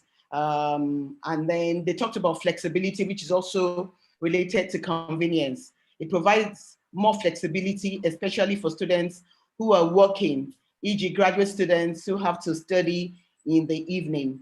So, so other ones also kept talking about flexibility, students studying at their own pace.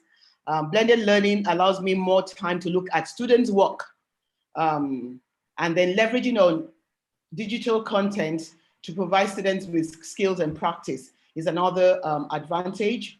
Then accessibility and use of different tools to support learning. And then somebody said they can curate content like video on YouTube, and then face-to-face sessions are very important for practical courses, especially practical courses, emphasis and clarity. Students must sometimes touch something. And then we had some presentation on plans, on the session plan, and then the feedback.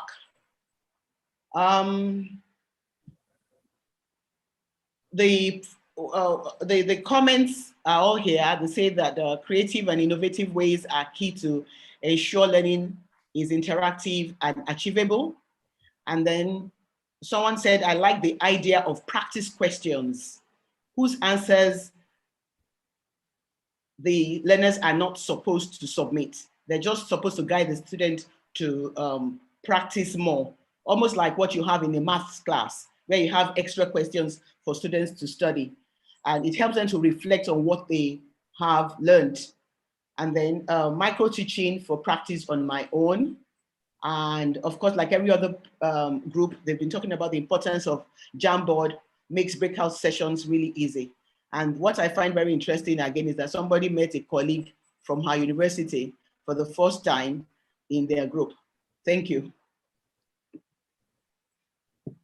Thank you very much, Group 9, for the beautiful and your very beautiful Jamboard. Very nice. So can we have the next presentation? Any group that is ready can come up. Group 8, 6. Group 10, Group 6, please come up. Group 6. That's Group 7. Khalida, we are Group 7. Yeah. Oh, okay, Group 7. Go ahead. So let's have you. Khalidi. Group 7, please go ahead.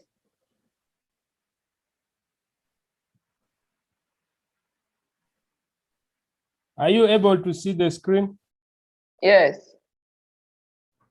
Oh, yes, but there is something on your Jamboard. Yeah. Across I don't know what it is. Why? Just close it. Okay. Oh, yeah, fine. Yeah, fine. Mm-hmm. Okay. Thank you very much. In our group, we are asked to reflect on use of strategies for synchronous facilitation, and then the ones that we found most useful and why. So members of the group mentioned use of Zoom, use of Google Meet. Some mentioned Facebook groups, WhatsApp groups. Others mentioned Skype, Microsoft Teams, Messenger videos. Those are some of the strategies that they use for synchronous facilitation. And the ones they found most useful and which they are likely to use mainly two, Zoom, and the reasons are related to really the functionalities that it has.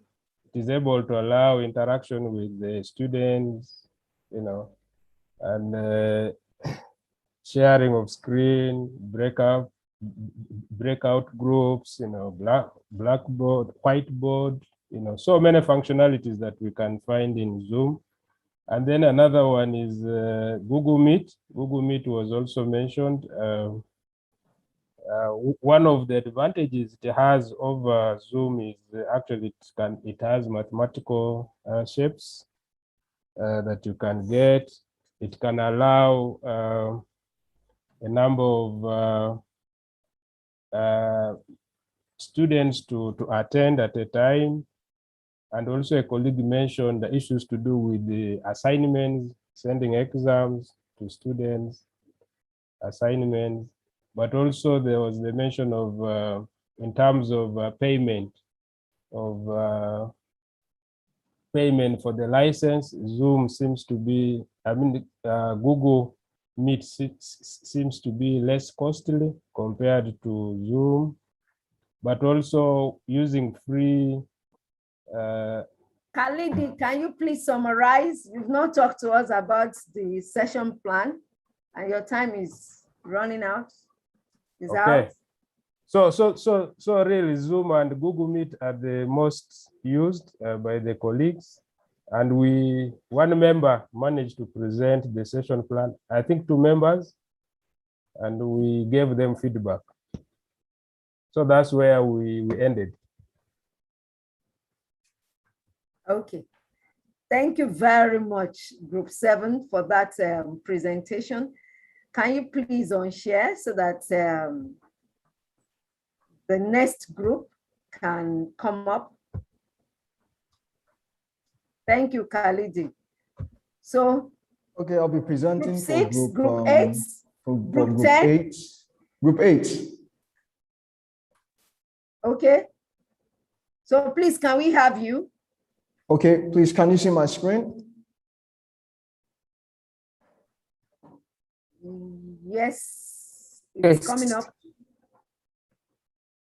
Is it up now? Yes, it's up now. Okay, great. Yes, please, we can see your screen. So in group 8, we were asked to share our experiences with the flipped classroom. And interestingly enough, most of us didn't know what flipped classroom was. But thankfully, we had a resource person in our group, and we came to the realization that most of us had used it at one time or the other. Some key things I'd like to point out is that we found that the flipped classroom model is very good for postgraduate students, and it's very good for presenting, introducing new subjects. And somebody shared that videos, materials could be uploaded ahead of time. And one key thing is also preparing some guided questions on the LMS, which can be uploaded for the LMS to ensure that learners are accountable, because we want to ensure that learners go through the materials ahead of time. And one key thing we now came to, what are the challenges with using flipped classrooms? And one of us mentioned that it could be quite challenging for large class sizes. And one of our resource persons responded that, okay, you can split up large class sizes into smaller groups to facilitate discussions. And it's a strategy for peer learning. Stronger teams can help weaker teams. Let me go to our aha moments. So in evaluating session plans, one key thing that came out is the need at the second level, the need to stimulate thinking, reasoning, like define was changed to compare for one of us. It was also mentioned that assignments for postgrad, shouldn't be good label. When putting your introduction together, try to personalize your introduction so that the reader is kept interested, and that each lesson should have its own objectives and outcomes. Thank you very much. Thank you very much, Group 8. Can we move on to Group 4? Group 4, please. Yes, we're going to share when it stops unsharing. Oh, okay.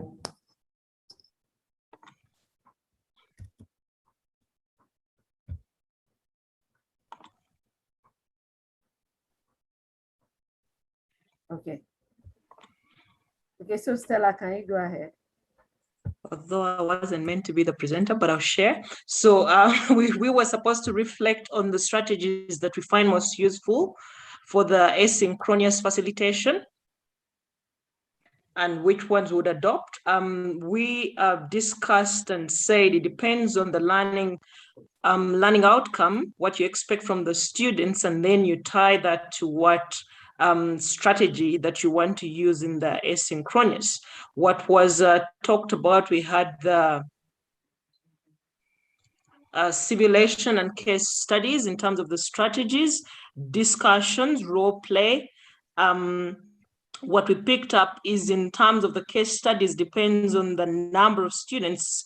Looking at undergrad students and not loving to read, problem with the case study is you come to class ready for the discussion, or when you go into the discussion and not read anything. So in terms of the asynchronous, it becomes a bit tricky. So most useful, we talked about discussions there. We give them a reading and then it's easy to look at that. In terms of the aha moments, 2 of us did present our session plan, and what was picked up there is aligning the time to the activities as one of the key elements, which we hadn't, of course, done. One had, but one hadn't. So critical there to show what time you want the students to complete the particular activity.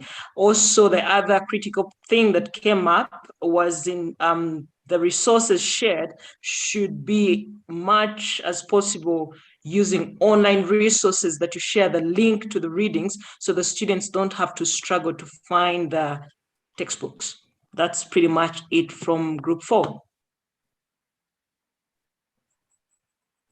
Thank you very much, group 4, for that nice presentation. So what group is next? Group 10? Group 6? Group 6.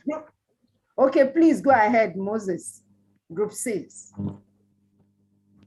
Thank you, group 4. So we're waiting for group 10. Okay, briefly from group 6, our discussion centered around the status of online learning in our universities, the challenges faced and the solutions, the tools that we are supposed to use for Synchronous. The discussion was around that, and the session about the session plan.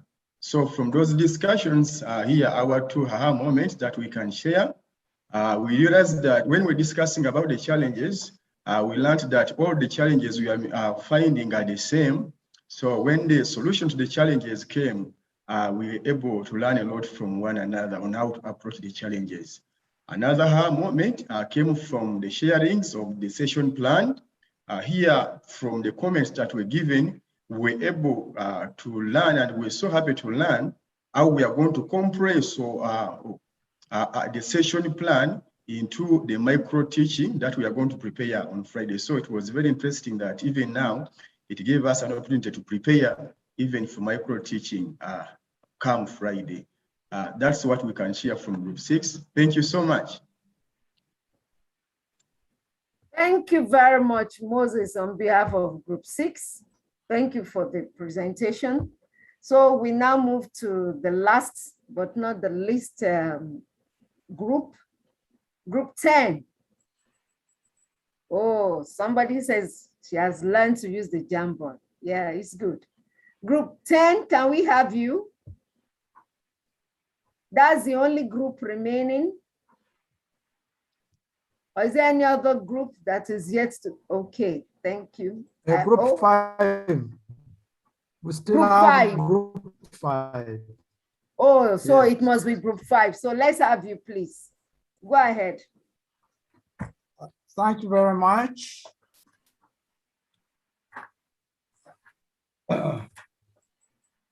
Okay.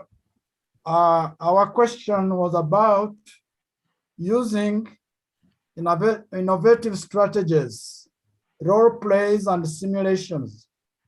Do you find the role plays useful or good for asynchronous learning? How and why? In what circumstances can they work well? I'm sorry, I will not present the Jamboard because I didn't have enough time. So we found that the role plays and simulations are useful because they make the students to act out the situation closer to what is happening in their life. And they develop soft skills. Then they can relate the knowledge to what is happening in their life. And therefore they construct the knowledge as they act. We also found students gain confidence. These two can be used synchronously and asynchronously.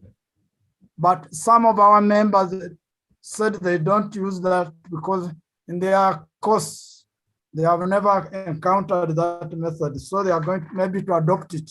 But so far, they have not been very close to the two methods, the two approaches, the role play and simulation.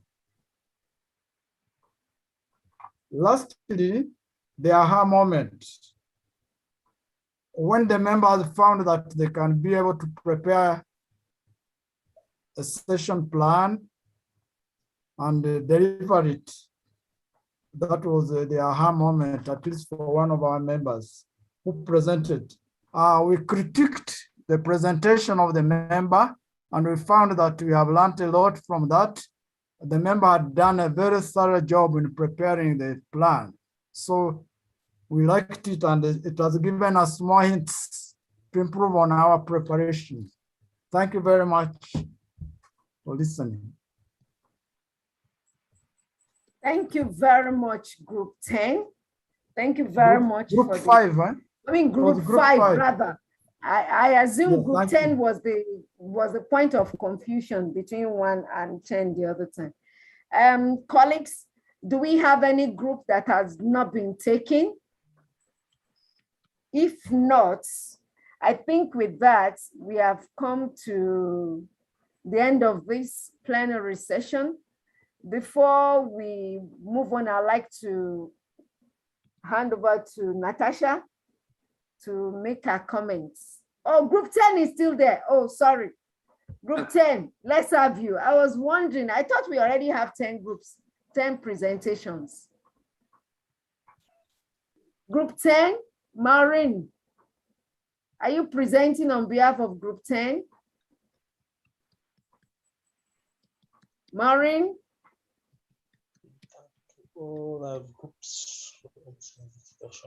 I assume we already have 10 presentations. Could it be that we've missed out on you? So Maureen, can we have you?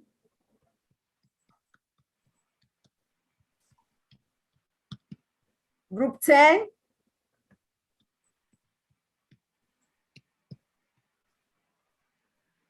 I don't think we still have any more presentation.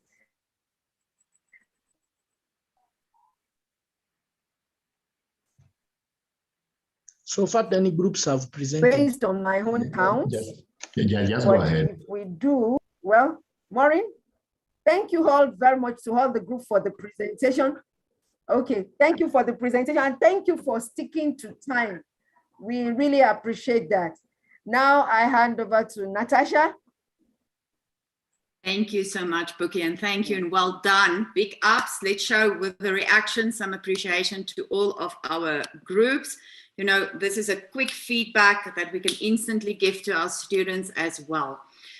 So we often ask, when do I use a wiki? When do I use a blog, a discussion forum, or a journal? It really depends on what it is that you want to achieve. So also depending on your learning outcome, you need to decide. So now we're looking at the asynchronous tools. What would serve the best purpose?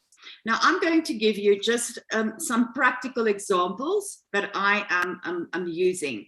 So I teach advanced public policy analysis, for example, on the PhD in public policy program. Now, as a beginning point, I use the wiki because remember, a wiki is a collaborative tool. Think of Wikipedia. So with a wiki, and remember pedia, it comes from, think back to encyclopedias, you know, with all the information that we have. So it's very much user-generated content. So what I use a wiki for, now I've used it for first years where I have given them a case. I gave them, for example, 8 questions, and then they do group work, but they do it on a wiki. And with a wiki, then they answer it. They have to work together. You know, students hate group work, but the reality is in life, we often have to do group work. So with that wiki and the collaboration, they then need to decide, how are we going to change it? This is our introduction, and they edit on each other's work. So it also teaches them to think a bit differently. So I literally use all of these tools from their first year up until my PhDs on a PhD level. So in the case of my PhDs currently, I started, so there are more wikis, but I specifically thought that we are going to collaborate in terms of various theories. So as the students learn about it, they build the wiki in terms of the theories. So for so it's part of what I call Seminar 1, the fundamentals. What are the fundamental theories that relates to public policy and policy making? So a glossary of theories for understanding policy making. I have a foundational article that I use, and then we build on that article. So as the students' understanding grow of the different theories, they keep on building on that wiki. Now, I also have, what I've provided them is a YouTube clip. It's called Public Policy, 5 Core Elements. It's by Dr. Michael J. Prince. And he gives the 4 core elements that we, and this is now in introductory, that we would have in terms of public policy. But then what I have done is, so the students need to watch the YouTube clip. And then they need to answer questions, because we never give students a YouTube clip, for example, just for the sake of watching. There always needs to be a purpose. So for everything that we do, because it relates to a learning outcome that I have, and in it up to the bigger course, but we call it modules at the University of Pretoria, but in terms of the larger module outcome. And there I posted then questions. So what is public policy? What are the components of public policy? Why does public policy matters? Identify the 5 core elements, and then also to provide examples of these from your own country or environment, so that the students, it's very important to me that students are always able to relate to the content, and that they can see it within wherever they come from, whatever they, so Susan, I think you still said at the beginning, you know, every course needs to meet students where they are, and we also need to contextualize anything that we see within the context of our students. So whether it is, and we have PhDs from different countries, so that's why I also include the country. In terms of the discussion forums, I use my discussion forums very much also, I almost want to say shorter discussion points that I want to achieve with the students. And it's quicker kind of feedback. You can grade, of course, all of these tools. But then I also use a discussion forum, because you can attach. So let me just also mention, so at the University of Pretoria, we work on Blackboard. So what I, for example, ask the students then is to do a voice over PowerPoint, so a narrated PowerPoint. So one of the first things they had to do was, so I'm just going to read to you, we all have articles that we consider to be the best and that guides us. I would like you to prepare and upload a 7-minute narrated PowerPoint presentation on one of these articles that you consider to be well. Of course, it must be an article that has a public policy focus. In your presentation, state why you chose this particular article. Why do you consider it essential in the discourse relating to public policy? What are the central arguments made by the authors? Why should the rest of us take note of this article? How does it relate to your particular field of research? So then the students, and then I give them keys in terms of how to do the PowerPoint. I give them a link in terms of how to do everything. But then so they can attach the narrated PowerPoint also in the discussion forum. But I don't call it then discussion forum. I call it, for example, the WOW articles. And then they also send those articles to me, and it becomes part of our library. I call it our seminar library. In terms of the journals, I like journals very much when it is reflection, for reflection purposes, but that is me. So I've also found that a journal works excellently for examinations when the students have to submit. So if I don't do Turnitin submissions, which is the anti-plagiarism software, I like students to do the journals, and I add rubrics to everything. You will still hear that we are all in love with rubrics, and you can attach the rubrics so the students have it. But I like the journals, and you can use journals for different purposes. And maybe some of the resource persons can also share when they use journals, or when they use, for example, a wiki or a blog, and you can also share when you're using it. But I like it also. So what I do with my students, I have a journal entry as well that is private. It's an entry just between me and the particular student. so that when they have difficulties, they can share it. So I almost see the journal as a dear diary in that case. And the students really, they have shared with me a lot of things, you know, COVID was very difficult for all of us, things they experienced at home. It helped me to also identify students that I thought were in trouble. In their home environments, we arranged that they could return to the university when they didn't have laptops, when they didn't have access. So I use journals, for example, for that purpose, but obviously I also have journals that is open to the whole group, but you have settings that you can have. And then in terms of a blog is a different writing style.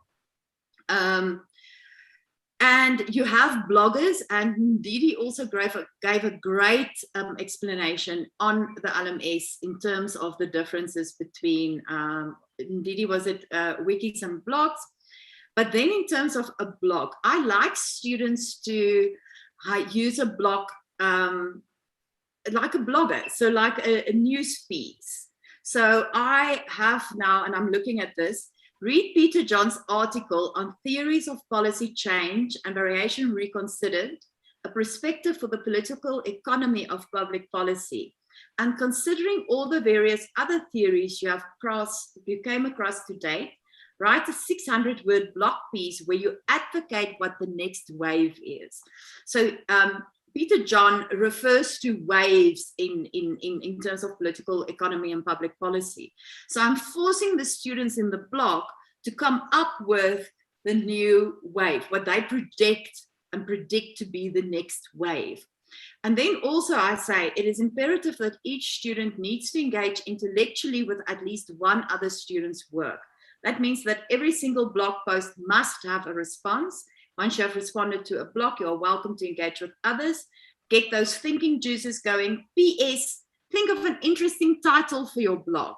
Because if you think of, and you get people that blog, they are bloggers. Sahesa in South Africa has blogged. I have blogged on supervision in the time of Corona, you know, how that has impacted us. So always consider what is the purpose, and it helps when you give students the numbers, such as with a blog. A wiki, I like a wiki because I can see who contributed where, the percentages. When I do the assessment, I can break it down where I give a mark for the whole wiki, but then I also give marks for individual contributions from the students. Now, I like 4 people in a group. I don't particularly like more than 4 in a group. It's more grading, but I have rubrics. So, because I always think if there's a 5th one, it's a 5th wheel on the car, on the wagon type of thing, and there's always somebody that's not going to equally participate. With 4, I always think it's measurable. So that is just in terms of, because it seems as there might be a little bit of confusion in terms of the differences between them. So yes, so that's just what I wanted to say. So Professor Fred, back to you. Oh, Beatrice, you have transcription. Yes, I thought I would also make a contribution in terms of integrating these tools. So for example, a collaborative wiki could be used for a project, a group project. And then you ask the students to journal their reflection on how the whole exercise went.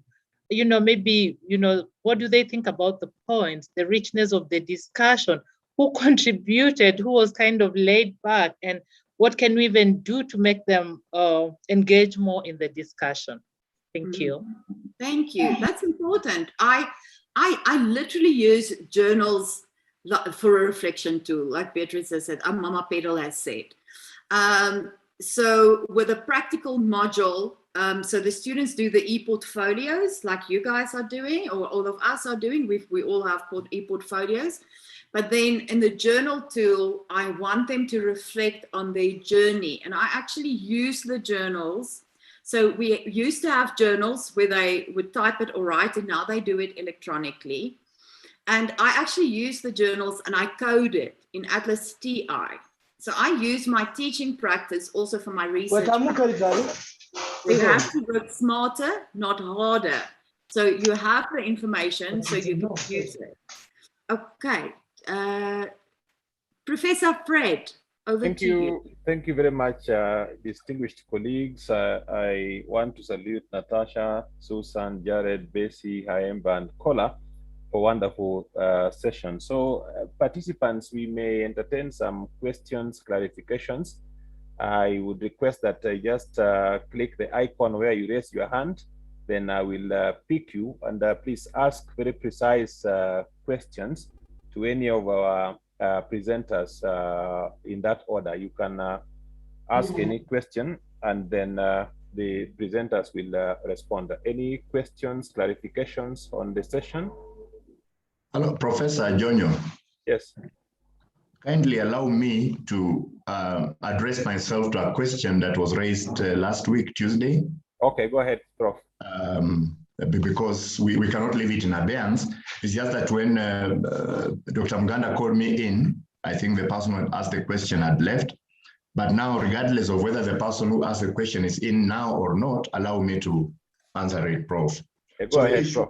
The issue was about the differences between Defink's taxonomy of significant learning and revised Bloom's taxonomy. They are all good taxonomies.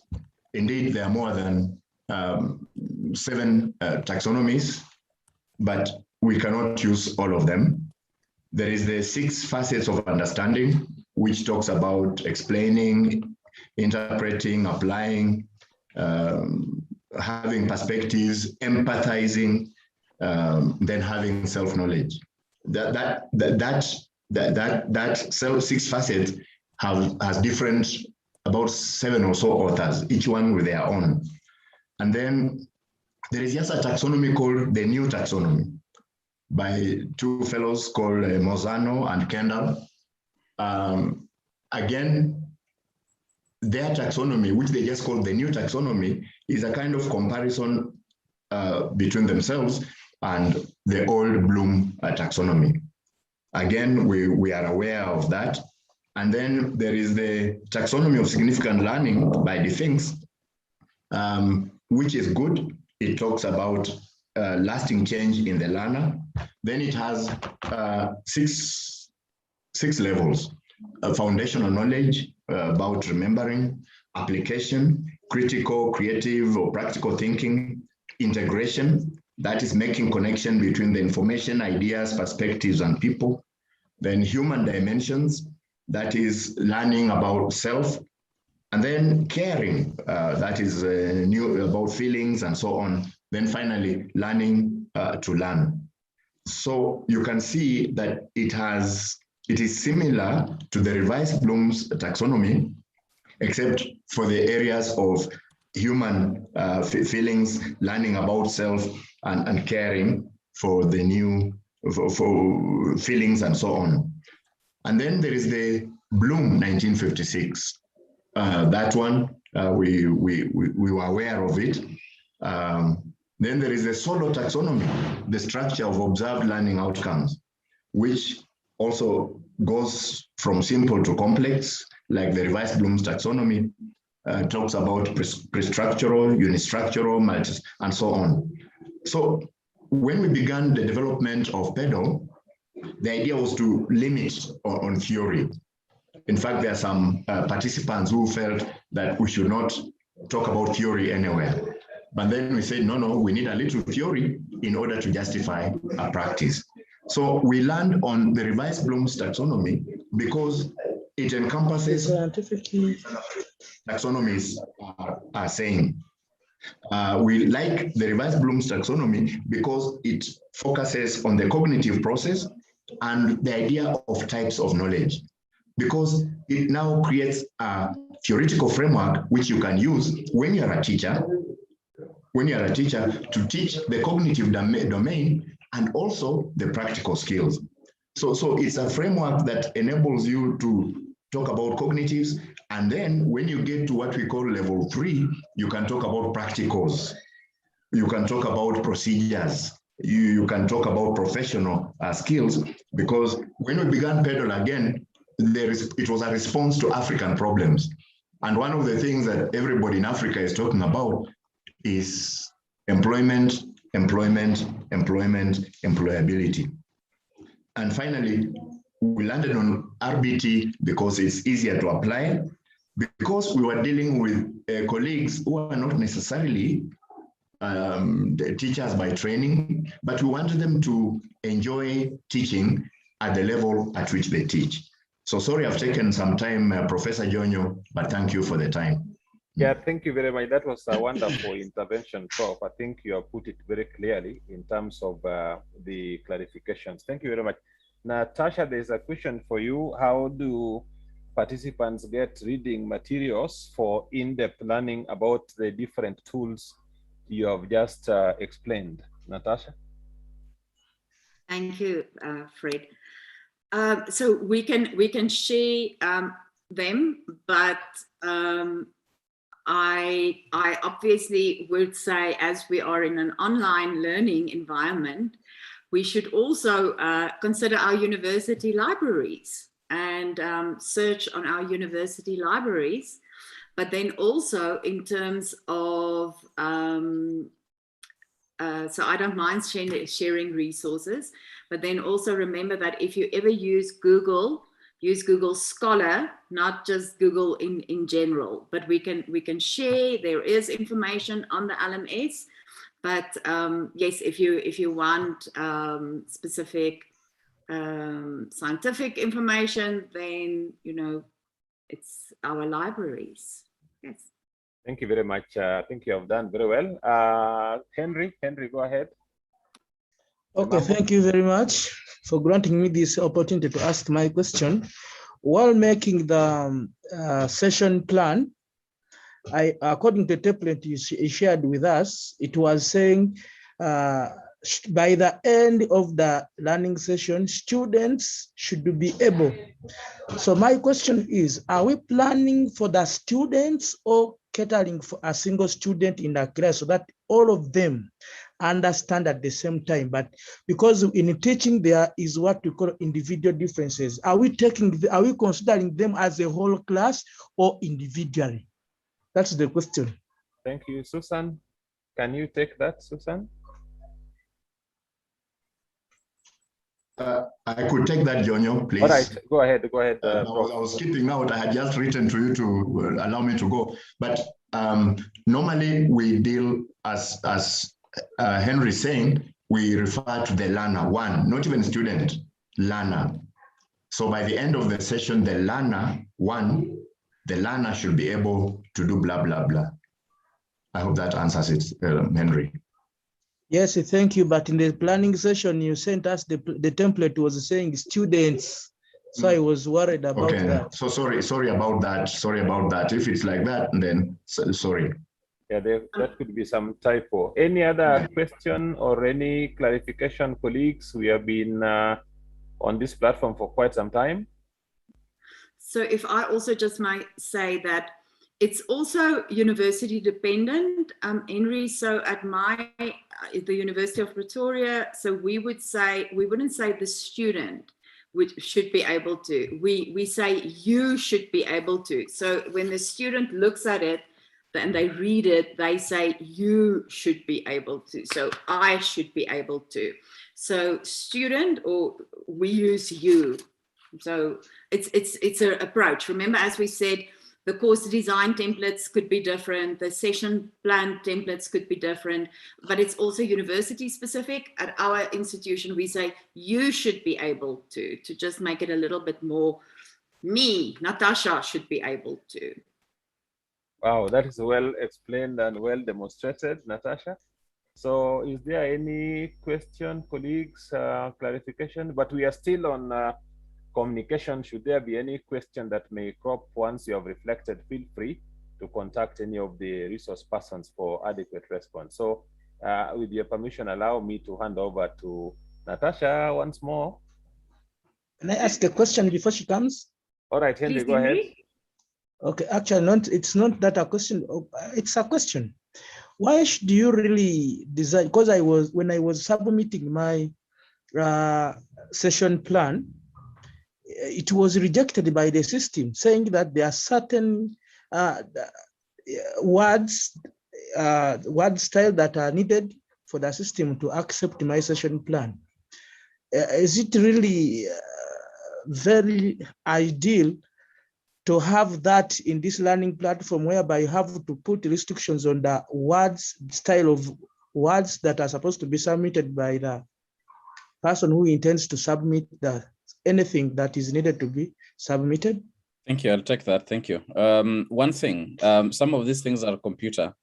A computer, there are things computers accept, there are things computers don't accept. It's just how computers are made. One thing is, if you put an apostrophe in your file name, the computer will reject, because according to the computer, an apostrophe is a programming language. It's a part of the language that makes the computer work. So it interferes with the computer's code. So if you put an apostrophe in your name, for example, Henry's session plan, that is why, perhaps, most likely. But it's nothing to do with the format, it's nothing to do with the content, nothing about that. It's just the way the computer is made. Thank you. I think, Simon, you have said it well. There are even times you want to save as, and then you name the file, then the computer tells you the name of the file is not valid. So I think that's the case. I think, thank you very much, colleagues. Natasha, back to you. Oh, Jared, I'm seeing your hand. Sorry, Jared, before Natasha, Jared? please. Jared, go ahead. I know what you're going to say. Say it, Jared.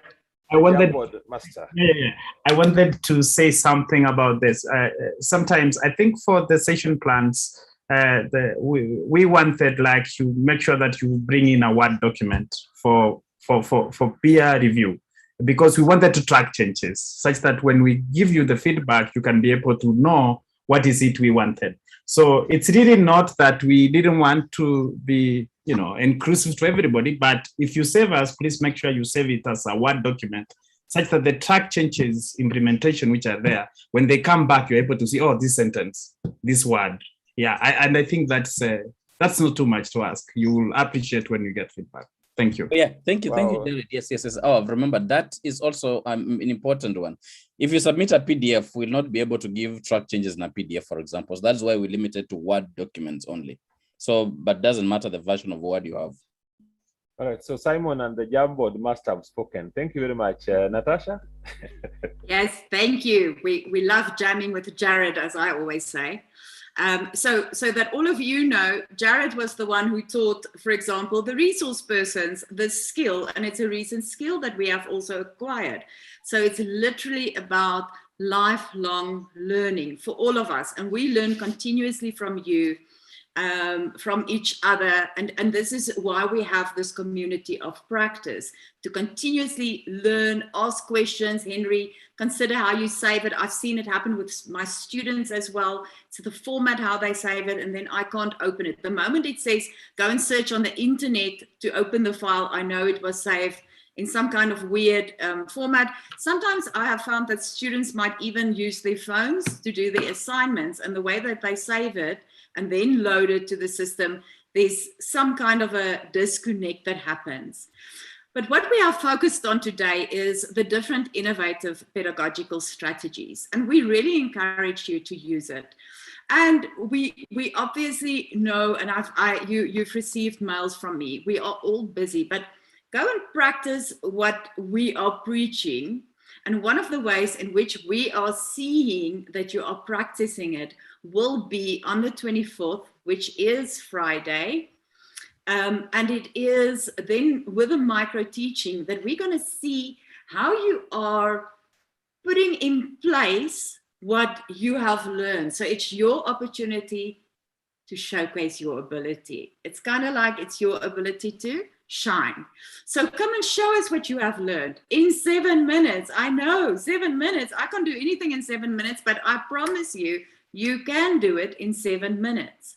And obviously, with everything that we design, and I'm saying obviously, because it needs to be embedded, is that we need to ensure that we are always inclusive, not just in terms of gender, but also in terms of people that are differently abled.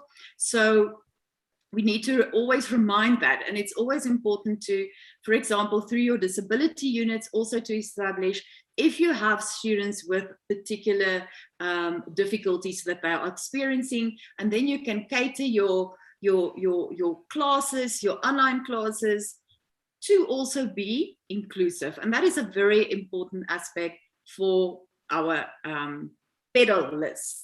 So it is my pleasure to now send you off.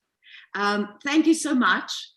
Please engage. Please do your deliverables. Let's do our deliverables. Let's get to the finish line together.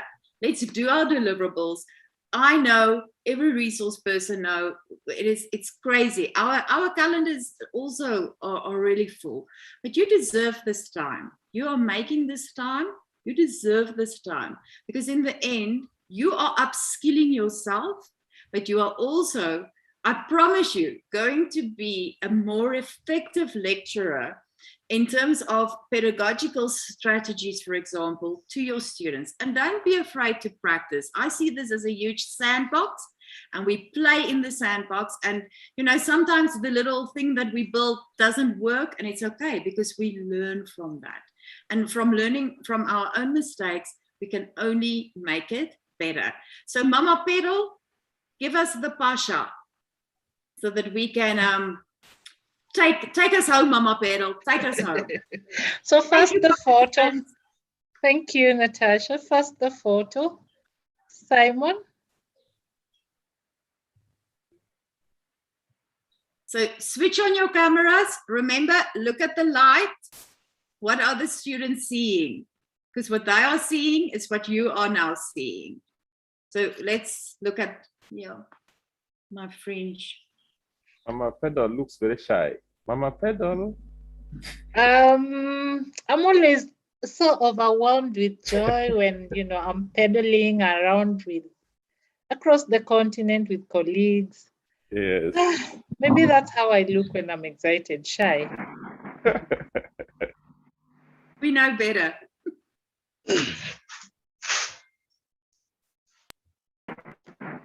Fred, you don't know how to smile. We can't see you smiling.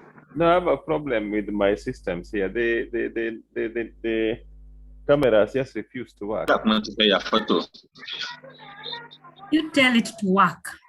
I will.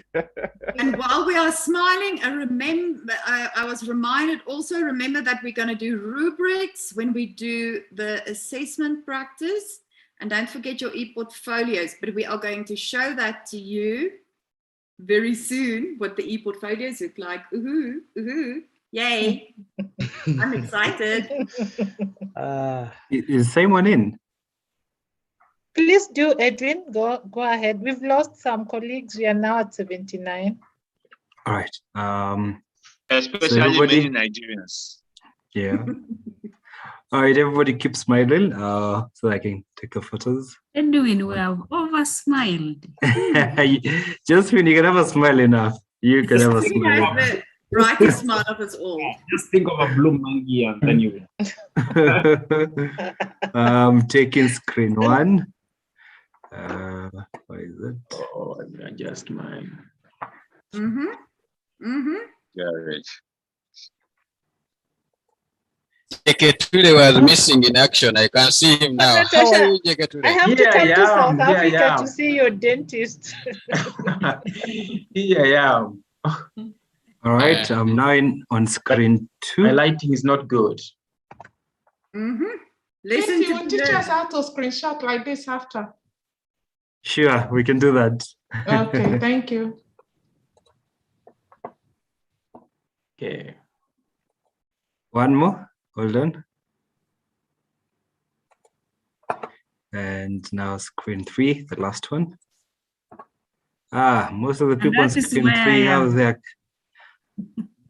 You're not on screen 3. I can guarantee you, everyone on screen 3 have their cameras off. So I suppose that's it for now.